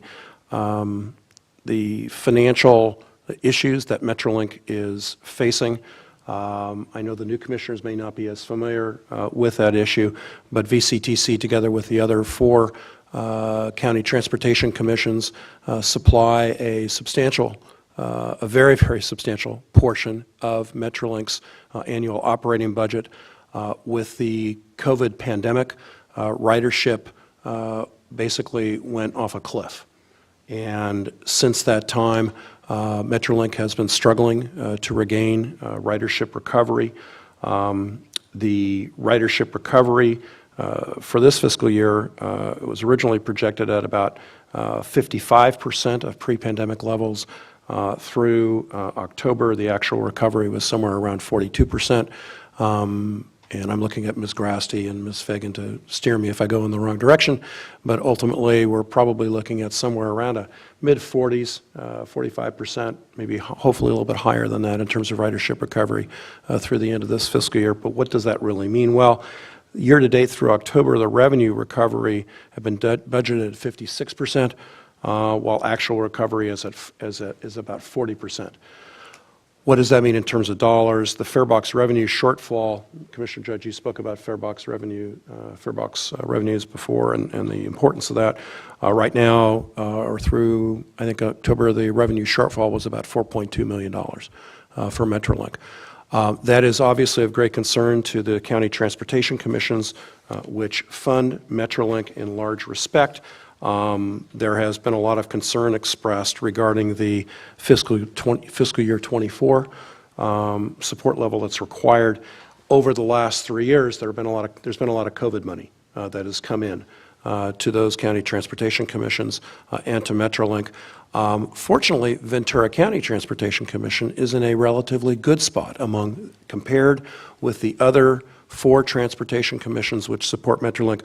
We still have some COVID relief funding left and available. We are not feeling if this is the right way to describe it, the pinch or the oncoming pinch as much as the other county transportation commissions, Riverside, San Bernardino, Orange County, and LA. But it is of a long-term structural concern and discussion for us. So just know that the Metrolink board is facing these challenges head-on. We had a workshop in November, which unfortunately I could not attend, Commissioner Chavez did, but we discussed this again in terms of the agency's financial realities at our last board meeting on December 8th, I believe it was. And so we're continuing to grapple with that. And what I will do, though, is there was a recent article on December 23rd in the Ventura County Star entitled "Metrolink Ridership Struggles to Rebound," and I've kind of old school have a copy of the hard copy article here, but I will ask staff to either distribute a copy of the hard copy article or preferably the online article to the commissioners, just to give you some further context in terms of some of the challenges that Metrolink is facing. I'm happy to go the old school way if that's the way we need to go. All right. That finishes my report for Metrolink. Let's move on to LoSan. Vice Chair McDonald. Thank you, Mr. Chair. We are still struggling with a loss of a single track area in the San Juan Capistrano area. We're at about 70% in terms of repairs working in conjunction with Orange County Transportation Agency. We expect that the track will be in service mid to late February and be back to full service north and south. And it not only affects us, it affects freight and everything else because it's a single track area. When you lose it, everything stops. We're doing what we call a bus bridge, where we pull everybody off the train, stick them in a bus, drive them 2 or 3 miles and put them back on the train, which is inconvenient as heck, but it works in the interim. But we hope to be back up and running in full operation by no later than the end of February. And that concludes my report on that side. In terms of the Coastal Rail Coordinating Council, we only meet quarterly, so I have no update for them. All right. Thank you very much, Mr. Vice Chair. Next report up is California Van Pool Authority, but we do not have Commissioner White here. Mr. Erickson, did you want to put something in on that score? Commissioner White is absent, but he did, in my last conversation with him, there was no major update for Cal Vans. All right.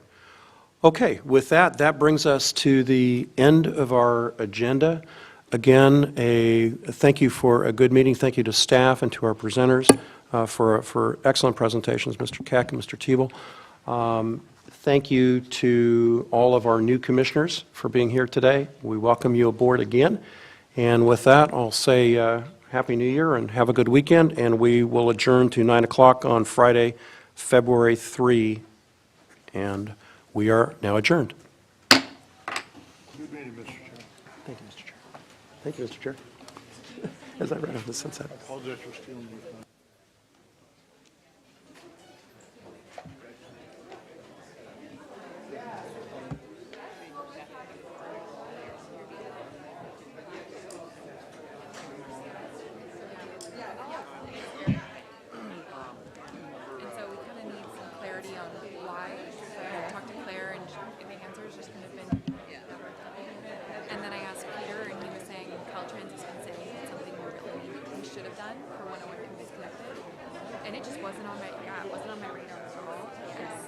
So I'm like, we got a question about BMT and hi. want to say thanks.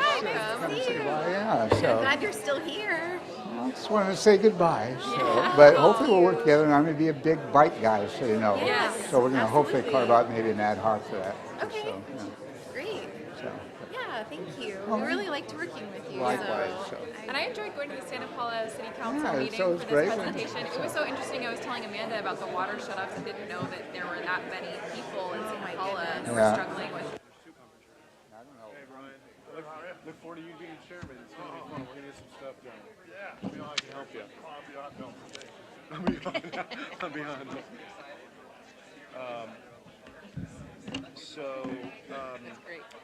So we're going to save a ton of money. We're going from about $6,000 a month for rent down to $2,400 a month, so less than half, way less than half. And then lastly, it's just a lot easier for constituents to access us. If they come with a complaint and it's a city complaint and a county complaint. Have a good weekend. You too. I'll see you Tuesday. Yeah, man. You take care. Have a good weekend.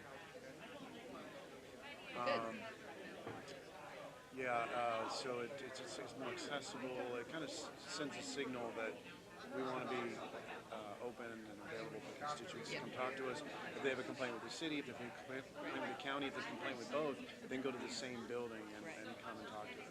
So it was a good strategic message. Yeah. And easy. It was an easy decision to make. It's not as nice over in City Hall. It's not as cozy for my staff, but you know they'll get over it, and they understand. They really like the article that appeared. So say hi to everybody. I will.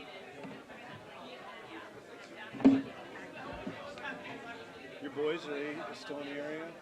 Matt's in Colorado. Kevin's down. Okay. Yeah, you know, Kevin reached out, actually, during the campaign. That's right. Yeah. He's like saying hi. I hadn't seen him in years and years and years, so I probably wouldn't recognize him, but I remember. He's got a 6-month-old. That's the interesting thing to see. He's got a 6-foot-old. 6 months. Oh, a 6-month-old. I thought he said a 6-foot-old. And I was like, that's the first time I've ever heard somebody describe it. Seeing him as a dad is interesting. Yeah. Love the pictures of you and your boys. Yeah, my kids. I'm gonna go get them in here a little bit. They're getting old. They're getting, yeah, I got a 13-year-old and an 8-year-old. The 8-year-old's about to be 9 in March. It all happens fast. You know. Take care. Take care. Good seeing you.